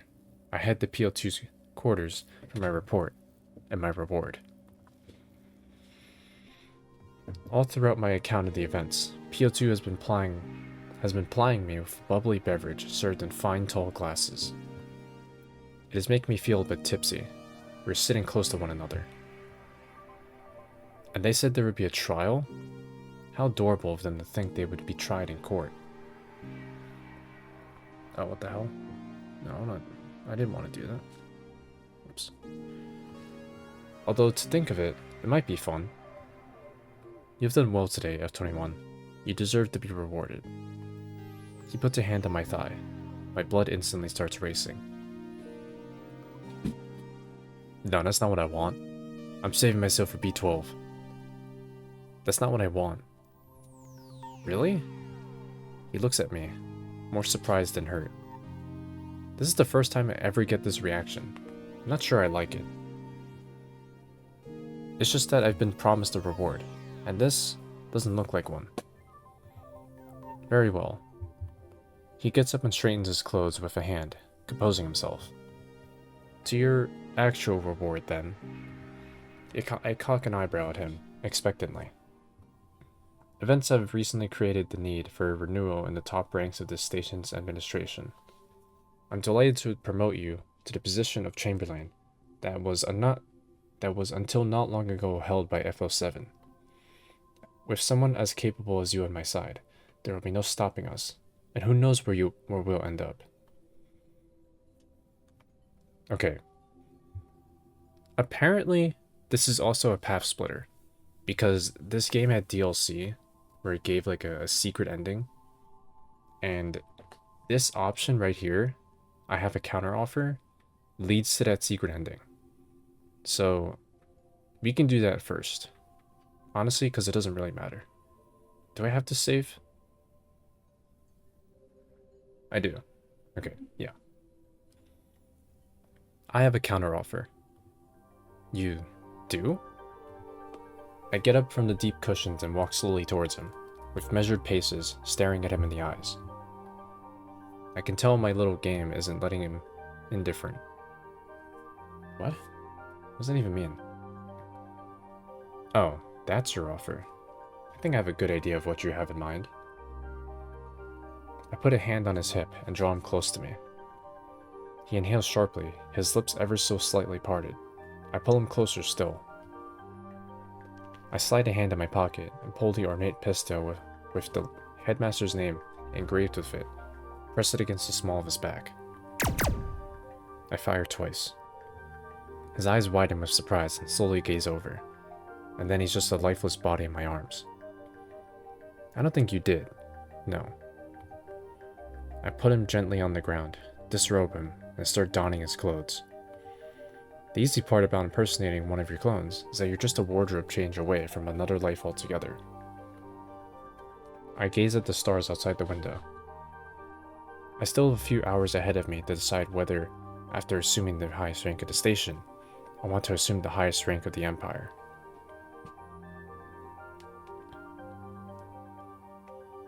And that's the secret ending. Apparently. It's so short. I thought it'd be more, considering it's a secret ending. Kind of a bit of a scam, in my opinion, but it is a free DLC, so it doesn't really matter. Alright, let's go back. It's an honor, sir. I get down on one knee in front of him. It is my most ardent desire to work alongside you and earn your favor. Excellent. Now rise. F21, we have much to do before the Emperor arrives. I'm sure you'll find him to be very relatable and personable. And so handsome. Yeah, and that was the ending of that. That one was way shorter. I don't know. I don't like this route, mainly because I like B12 a lot better as a character. So we're gonna finish that. Let's go back here, right? Yeah. I should help defend the station. I will come with you and help shore the station's defenses, Master Sergeant. B12 gives me another of his childish grins. This is supposed to say of, by the way, not if. P02 stays silent. The corner of his mouth reveals his feelings on the matter. Right? That's great. Come on then, there's not a minute to spare. We dash out of the room. Once outside and safely out of earshot, B12 puts a hand on my shoulder. Hey, are you okay, F21? I'm better now. Thanks. I don't like the way he looks at me. He sighs deeply. It is difficult to say no to him. Around here, brothers usually do everything they can to win his favor. Oh, whoops. He's in charge after all. Still, I'm happy you showed up. The next few minutes I spend in silence. We pass from one hallway to the next, traversing the station at a brisk pace. The place is conspicuously empty. Where is everyone? Either getting ready or in a corner cowering in fear. Mostly cowering in fear. Do we have a security team or something? A marine detail? We do have guards, and they're the guys who are crying the hardest. They've used guns before, and they know what kind of holes they can make in a pretty face. More seriously, I am unable to reach them entirely. We don't have the time to figure out what happened to them just now. So who's actually going to defend the station? He gives me a pointed look. Just you and me? Come on. What about our crack team of sharpshooters? The funny-looking little guy and the Ice Queen? They're nowhere to be found either. I'm guessing their desertion means they're okay with playing simulations for us, but not too eager to actually get hurt for the Empire. A shame, but we'll have to deal with them later. So what can we do? What can we actually do? First off, we're going to gear up.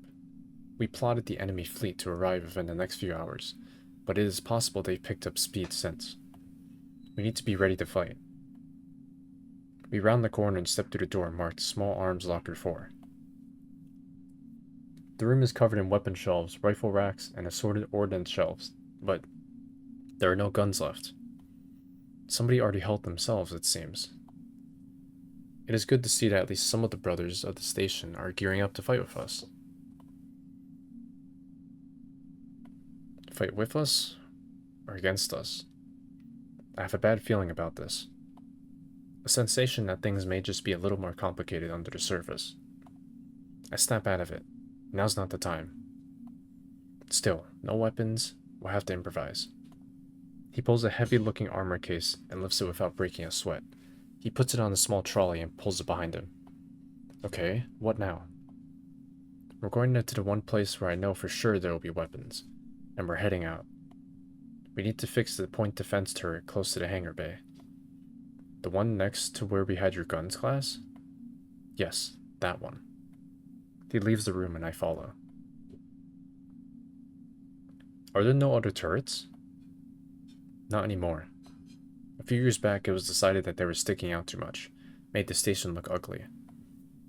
Mostly, it was the autoloaders that took up space in the hallways at the decks, immediately below the turrets. They were decommissioned and taken apart.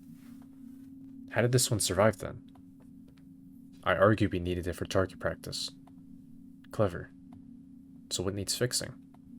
Well, the only way P02 accepted my request was if the autoloader was removed as well.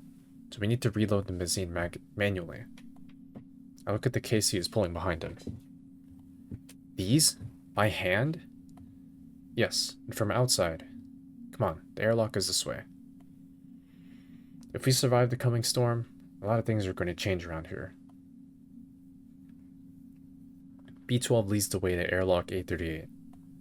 Stashed neatly in his locker, an array of ways to hurt people is waiting for us.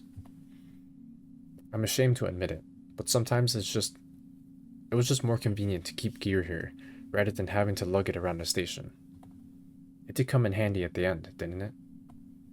I will not report this breach of protocol, Master Sergeant. I grab a rifle and a couple of hand grenades. B12 takes a sleek-looking handgun for himself. I offer to swap guns. Keep it. You're the better shot anyway. Let's suit up. We start putting on our vac suits. My eyes wander around the airlock and eventually land on B12's naked, muscular back. I had almost forgotten about his huge scar. It's moving slowly, pushed around by his muscles. There's a hypnotic quality to this ballet, and for a moment, I get lost in the sinuous movements of the mark. I snap out of it when I hear his voice. Hey, F21, you with me? Till death do us part. That catches him off guard. Is he blushing? He looks away for a brief moment, composing himself. He clears his throat. Very well. Let's go. We put on our helmets and head out, pulling the armored case along.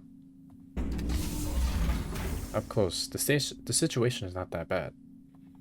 Yes, the turret looks ancient, but when B12 pulls the control of the side hatch, it hisses open straight away. Right now, lower the turret's drum. F21, can you open the case and hand me the rockets, one at a time? Sure.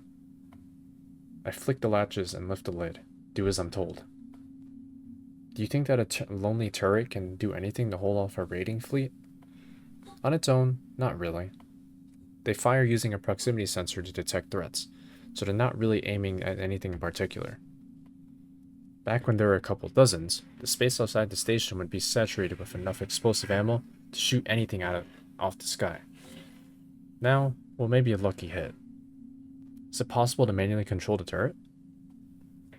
He considers this for a moment. Why, I think it is. Yes. From inside the station, where the autoloader system used to be. You want to give it a try? We have a better chance at disabling an enemy ship if we actually aim at it, rather than hope a single rocket at a time is enough for saturation fire, don't we? That's right. The station's sensors haven't located the fleet yet, so they're at least an hour out still. That's more than enough time to switch controls to manual. Let's head back in. We hurry inside. I remove my helmet and drop it at my feet. I'm peeling off the top half of my vac suit when I notice B12 looking intently at me from 2 feet away. I turn around to face him. Listen, F21. We are facing a very significant challenge, you and me. We are the station's first and possibly last line of defense, and he fumbles for words. What I'm saying is, there's a good chance we, or none of us, or one of us. Fuck, I'm messing up this important line. What I'm saying is, there's a good chance we, or one of us, might not make it. He extends an arm in my direction. I can't help but look at the strong, calloused fingers as they approach. They land on my shoulder, which he squeezes gently. This might be a real Kobayashi Sofan, with no happy ending.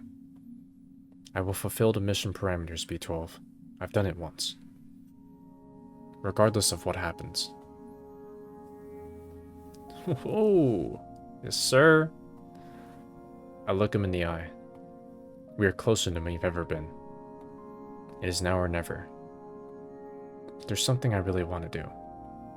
I lean forward, looking at his half-open mouth.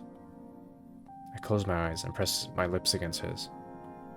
He tenses up for a second, then relaxes. His lips push back against mine. I feel my heart pounding, thumping inside my chest, and threatening to burst out. I know by now that I am definitely flustered in the cheeks, but right now, I don't care. I want him to see me flustered. I want him to see me. I want him. Period. The blaring of the alarm brings us back to the here and now. I reluctantly tear myself from B12's embrace, my body aching for the warmth of his powerful arms. The station's proximity sensors. They're within 1,000,000 kilometers now. We better get to the turret control fast. The timing is not ideal. I shimmy back into my uniform, cursing pirates and responsibilities. We jog out of the room. There's a station to save. The control panel is not particularly hard to locate, or even difficult to open. I once again think that security systems in this place are one hell of a mess. B12 fiddles with something inside the panel, and then turns to me. Alright, F21, here's how it works. The stick is point and shoot.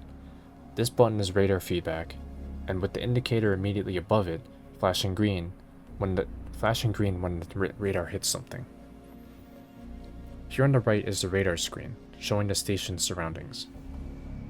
Where's the camera screen? There is no such thing. If the turret detects something in front of it with the radar, it fires its rockets. When there's a volley of a couple hundred missiles flying, that's enough to do the job. With defenses like these, it's a wonder you guys didn't get attacked earlier. What? A sudden beep on the radar demands our attention. 1, 2, 3 dots emerge on the screen. That's it, they're in firing range. I grab the stick and I get busy.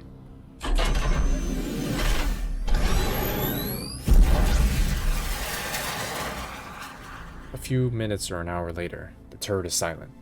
We're all out of rockets. With my instruments, I can only guess at the state of the enemy fleet. One of the dots has disappeared altogether. Another has veered significantly off course. The last one, though, is bearing down on the station, with as much intent and malice as can be packed into a blinking green dot. B12 puts a hand on my shoulder. You're amazing, F21. You're one of a kind. I don't have time to ponder this, as a flurry of beeps erupts from the one remaining ship. We hover over the screen. We hunch over the screen. What's that? Escape pods? Boarding pods. They aimed right at us. Brace for impact. I hold on to the controls as best as I can. Are you alright? I'm fine. Sounds like it landed close. Let's go. We take off in the direction of the crash. When we find the first boarding pod crash site, it already looks like we're too late. The alien vehicle looks like a gaping maw, the head of a gigantic worm fixated in the death rictus. But it's empty. We peer inside cautiously. Seats not unlike our own, with security straps, minimal life support, and a big, bulky container with a universally recognizable symbol on the side. Dust. What's this then? A dust container like this? And a nasty piece of work like that? Who knows? It's dangerous is what it is. Don't shoot at it. A door opens at the end of the hallway, and a voice erupts, immediately followed by enemy fire. Sorry. They're in here. Take cover. We jump inside the boarding pod and hide behind the broad rim of the inner section. Sitrep places 20. Fuck. Sitrep F21. I take a peek over my shoulder. More shots force me back behind the cover. Hard to tell. There's a bunch in the hallway already, and I could see more coming in. Probably the other boarding pods. How are they spread out? I cautiously raise my eyes to be level with the rest of my head. Then I take another glance outside. This sally of my beautiful head is met with forceful fire from the opposition. They're all coming from the hallway on the right-hand side, and there's a cluster immediately in front of us, stationwards. As long as they don't surround us, we can fight our way out of here. I know a good way to create some space. I take one of the grenades I stashed in my pockets and hand it over. Know how to use these? Oh, nice. B12 throws in a beautiful arc, and the grenade lands right at the feet of a cluster of enemies. Grenade! In our confined space, the explosion is deafening. We're both a little shaken, but it seems to have worked. The closest pirates have pulled back around the corner. We can fight our way out with the grenades, F21. How many have we got? I grab the rest of the explosives in my pocket and look at them. We've got one more high explosive grenade, and this one is some sort of flare? That's a beacon flare for training exercises. That makes it one useful grenade. It's not much. It's not much indeed. What did I just click on? I don't know. We look at one another. So, how do we play this? If we can use this grenade to push them back, we could dash to the end of the hallway we came from. Escape from there, try to regroup with whoever's in fighting shape. Do you hear any commotion? I don't think there's much fighting going on. In that case, we hole up somewhere where we can defend, and we wait for reinforcements from the Imperial fleet. The question is, what part of the station is easily defendable by an outnumbered group? The lab? I didn't think of it, but yeah, maybe we can make it work. Get ready. He throws a grenade with consummate elegance. The Vulture pirates dive behind cover as their best chance to make it out alive clears the way. We're about to leap out of the pod when the door we're aiming for opens. Horatio's soldiers are brandishing the weapons we thought lost. I notice it's not only brothers, they're accompanied by Rink and Tora. I raise an arm and wave them down. Same team! F19 smirks at me. You think? He levels his weapon in our direction. We hastily retreat back into the pod. We gave you a chance, F21. We really did. You had potential. You were different. But no matter how many overtures we made, this is what you chose. Yeah, you know, things have changed around here. Things are gonna change even more. With the help of these gentlefolk, we will take over the station and... Hold on a minute. A female raider stands up and takes a step towards the rebellious clones. We're not staying here. Our fleet has taken one hell of a beating. We intercepted communications between this station and a relief squadron headed straight for us. But the deal was we'd help you muscle your way out and grant you safe passage out of here in exchange for you helping us carry out our raid. We're here for the cloning technology. What about the station?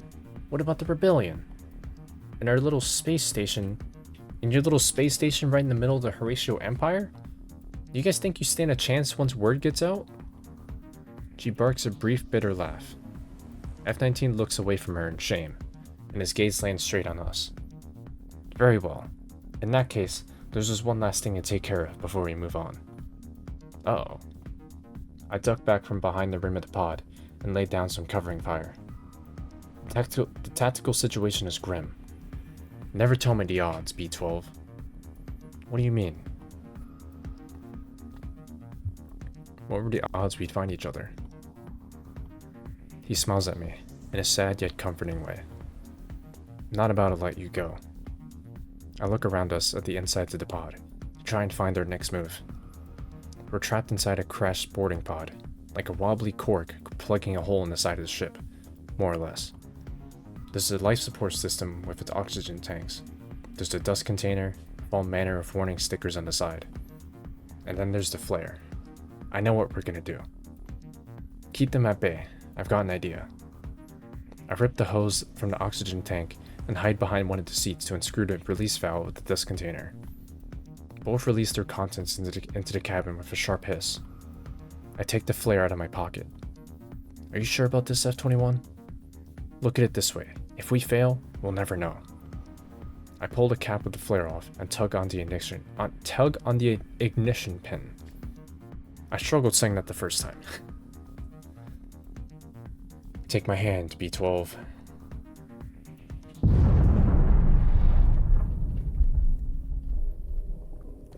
I wake up with a start. I'm in the lab? B12 sidles up to me before I can ask myself any other question. He has a small bandage on his beautiful rugged forehead, but it seems otherwise unharmed.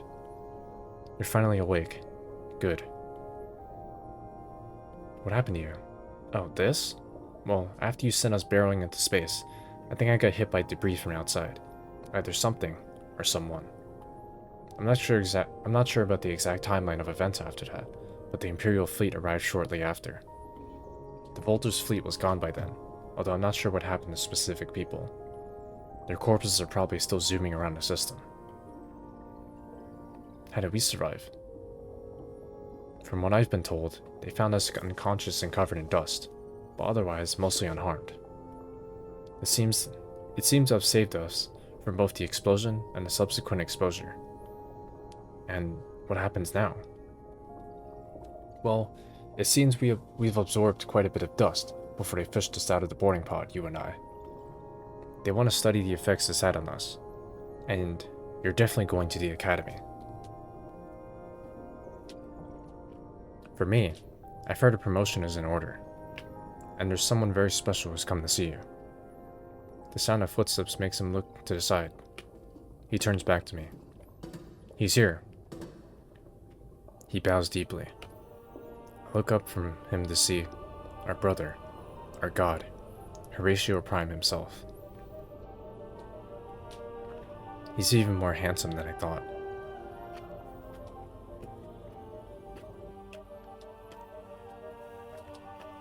And that's it.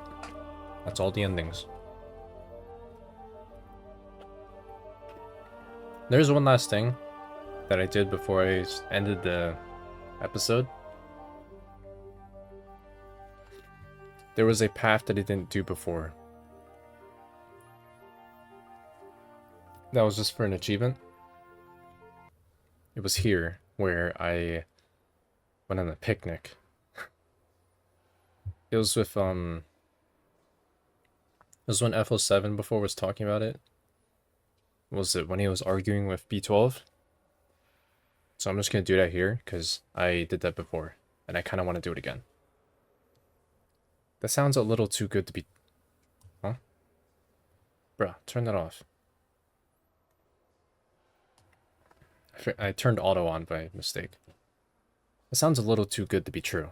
But experiences aboard this station can't possibly be all that harrowing, can they? I jog after F07. He turns his head towards me but doesn't stop. I remember you.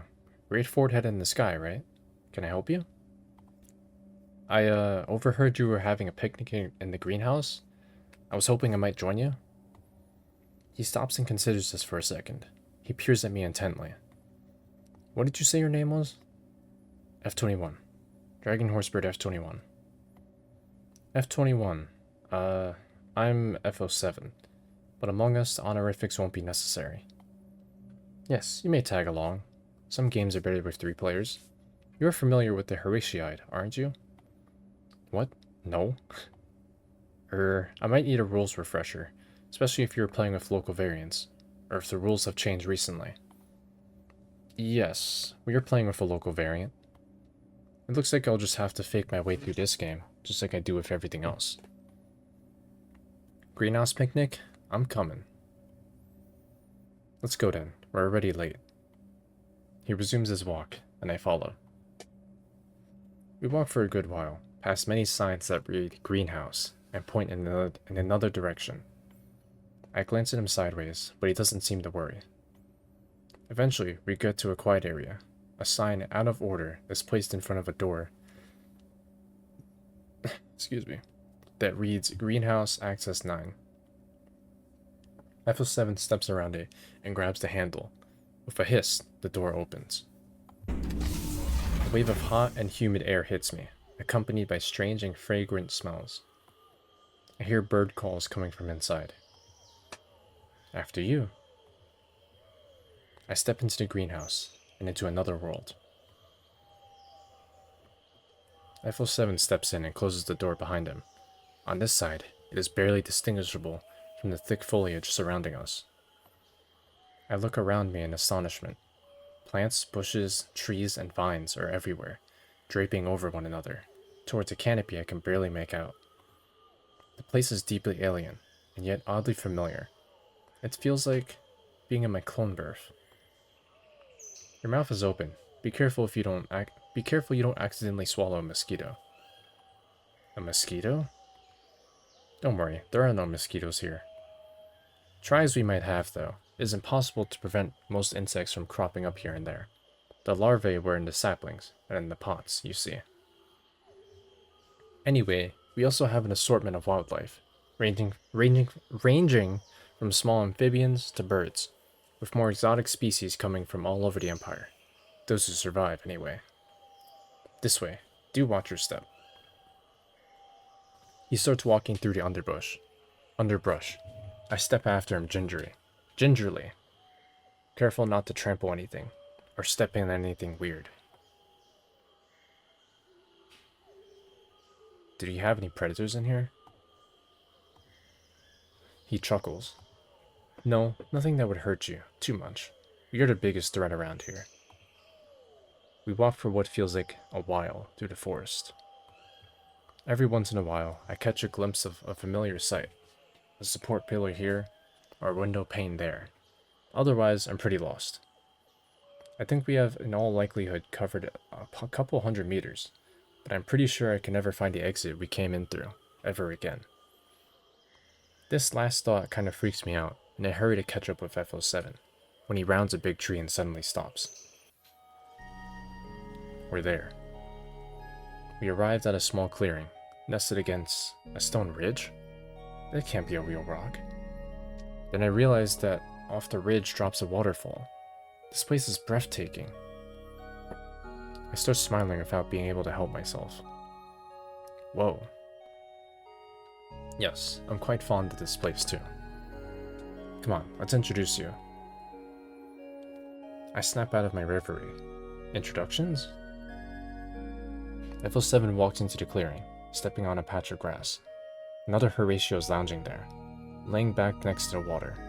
I recognize him immediately. F21, allow me to introduce you to... F19, I know him. Oh. He sits up a bit and waves at me. Fancy of you to join us. F07 sits down cross-legged, and I follow suit, although it takes me a couple of tries to get it right. F19 opens his satchel and starts pulling out various food items from it. He starts passing fruit around. I added things suspiciously. It is purple, with a curly hard stem, and no visible imperfections. I take a tentative bite. I don't think anyone is trying to poison me. I put the fruit in my mouth. Juices pour out after the first crunchy bite. It is so incredibly tasty that I feel tears welling up in my eyes. A sweet note, followed immediately by a sour taste that makes the back of my palate tingle. It is my favorite food in the world. I try to speak with a full mouth. This is so good. Where do you find this kind of fruit? Oh, the trees are right here in the station, in another part of the greenhouse. He smirks. They grow in the same goop as you. This dampens my satisfaction a little bit, and I eat the rest of my fruit in silence. F07 and F19 seem slightly amused by my reaction. To answer your question though, I didn't pick them myself. I liberated these from the station's pantry. They're reserved for officers and brothers of the station, comparable or superior to that of our dear F07 here. Liberated, huh? Let's say, they're unlikely to miss any of it, right, F07? Yes, their stomach tends to be delicate, since they're used to the imperial nourishment feed. You mean the slop you get in the mess? Indeed, most of them are so used to eating it that their organs aren't really up for anything different. But on a station where your food regimen is assigned to you, what you eat shows important you are. What? That doesn't make any sense. What you eat shows how important you are, so they put on a brave show. In a way, we're sparing them this trial. Here's what I spared them from today. Catch. F19 hands out a variety of cookies and what I think is soft cheese with a mild taste. We top it off with a fizzy drink, and then sit in companionable silence, idly watching the water stream by. Birds sing in the trees around us. We're 1,000,000 kilometers away from the rest of the station. Want to play a game? We turn towards F19. Come on, Horatio-eyed anyone? You know I'm always up for a game. What about you, F21? I have no idea what the game is about. I'm not sure I'm not sure I'm up for another bout of faking my way through the day. It was so nice hanging out. What should I answer? How about we go for a splash instead? The water looks nice. They look at one another. I mean, we could... Oh, whoops. Did you bring your swimsuit? I didn't. I knew bathing was always a possibility, so I packed a few. There's even one for you, F21. Ugh. Thanks. F19 rummages in his satchel and hands out a few pieces of brightly colored synthetic underwear. Both of him and F07 get up and start undressing, so I stand up myself to do the same, but for some reason I turn around. Privacy?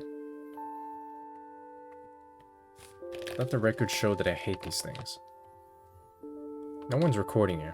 I'm just not comfortable with your noodle in my puddle. What about you, F21? I look down at my own midsection. I'm rather embarrassed by the garish colors of this outfit, however small it is. It itches. I'm pretty sure this fabric will give me a rash. It's not very comfortable, is it?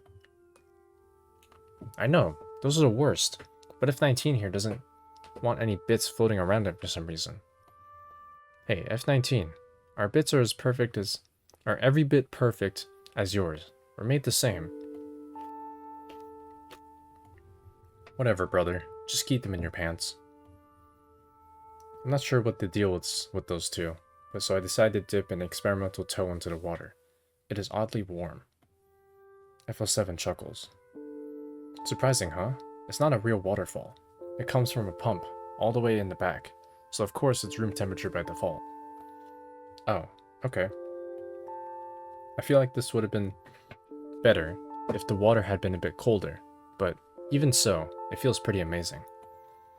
I cautiously wade into the water when I hear a shout and a rustle from beyond the ridge above. Excelsior!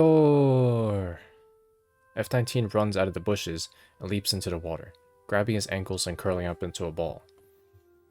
He barely misses us and drenches us from head to toe. So much for progressively getting wet. Jumping into the water, however, seems rather fun. I decide to get in on the action. I only get out of the water when my fingers and toes turn bluish. This was exceedingly enjoyable. F07, F19, and I lay down in the grass and wait for the light from a thousand distant stars to dry us out. I think I'm gonna take my first nap. Oh, look at the time. F07 stirs, gets up, and dusts himself off quickly. F19 and I do the same, reluctantly. Well, back to the rat race. Alas. What does that even mean, anyway? F07 considers my question for a moment, then leads us out of the clearing and back into the forest, the way we came. You know what? I don't think I've ever actually seen a rat. Come to the hangar bay someday. I'll show you Calgaros prairie rats that hang around the condensators. You'll love them. I don't think so, dear. We reach the door, which F07 opens, and closes behind us. I start. Well, that was fun. I turn around. They're walking down different paths and away from me, without so much as a goodbye. Thank you, guys! I put my hands around my mouth and shout my thanks. F07 half turns and waves back. F19 carries on walking. I'm weirded out, but nonetheless thankful for the opportunity. I make my way home, exhausted. I've never been happier to see my bed. I dive face first into it and instantly fall asleep. Alright. That's the end of this game because this is repeated dialogue. Alright, let's go back to the title screen. Alright, so at this point I gave my review on the game. Basically it said something along the lines of, I thought the story was, it was alright.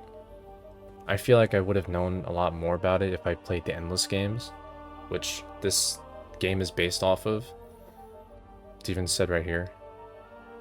But I never played the Endless games, so I have no idea. For the music, I thought the music was actually pretty good. I actually like some of them. They fit pretty well. Same for the sound effects. The characters, I'm pretty sure I said before, but my favorite character is B12, the military general. This guy right here. I also pointed out this fucking guy right here. Like, bro, how do you... why does he look like that? I think everyone else is okay. F19 is kind of just like the worst character in my opinion. I don't really like him all that much. He's way too... He's too much of an oddball, I feel like. I don't know. I guess that's kind of my way of describing him. Oh yeah, another thing. The way you speak in this story. So much fucking wording, bro. It's so much. Oh my god, it pissed me off the first time. Too many big words. Also made up big words. And it's just a lot to say. I had to pause like so many times because I was out of breath and I had to drink some water to clear my throat. That's one of the things I didn't like about this game. Otherwise, it wasn't that bad. I think, once again, if I knew more about the Endless Universe, I probably would be more invested. As of right now, I didn't really care too much. Honestly, probably the only reason I would have ever played this is because of this series. Otherwise, I never would have touched this, like, at all. Is there anything else I missed? What else? Oh, I guess... I mean, it's probably obvious given my favorite character, but my favorite route was B12's. I mean, obviously. I saved his for last. I kind of made that obvious already. Basically just restating my point. But, I think that's all I need to say. That's all I remember, really.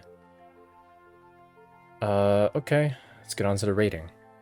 So, if I were to give this game a rating, it would probably be... probably a 6. I think that's what I gave it last time. But okay, wait, no. I changed it to a 5. Because, I didn't want to keep giving these games like 6s or 7s. Because that was it was too similar to one another. And I feel like if I were to rate a game more harshly, it would probably start now. Mostly because I wasn't too invested in this one. And just the way people spoke. Too many things I had gripes with. Yeah, and it was really annoying. With the other ones that I played, at least, I kind of had fun, in a way. I was a little bit more invested. With this one, I just didn't really care that much.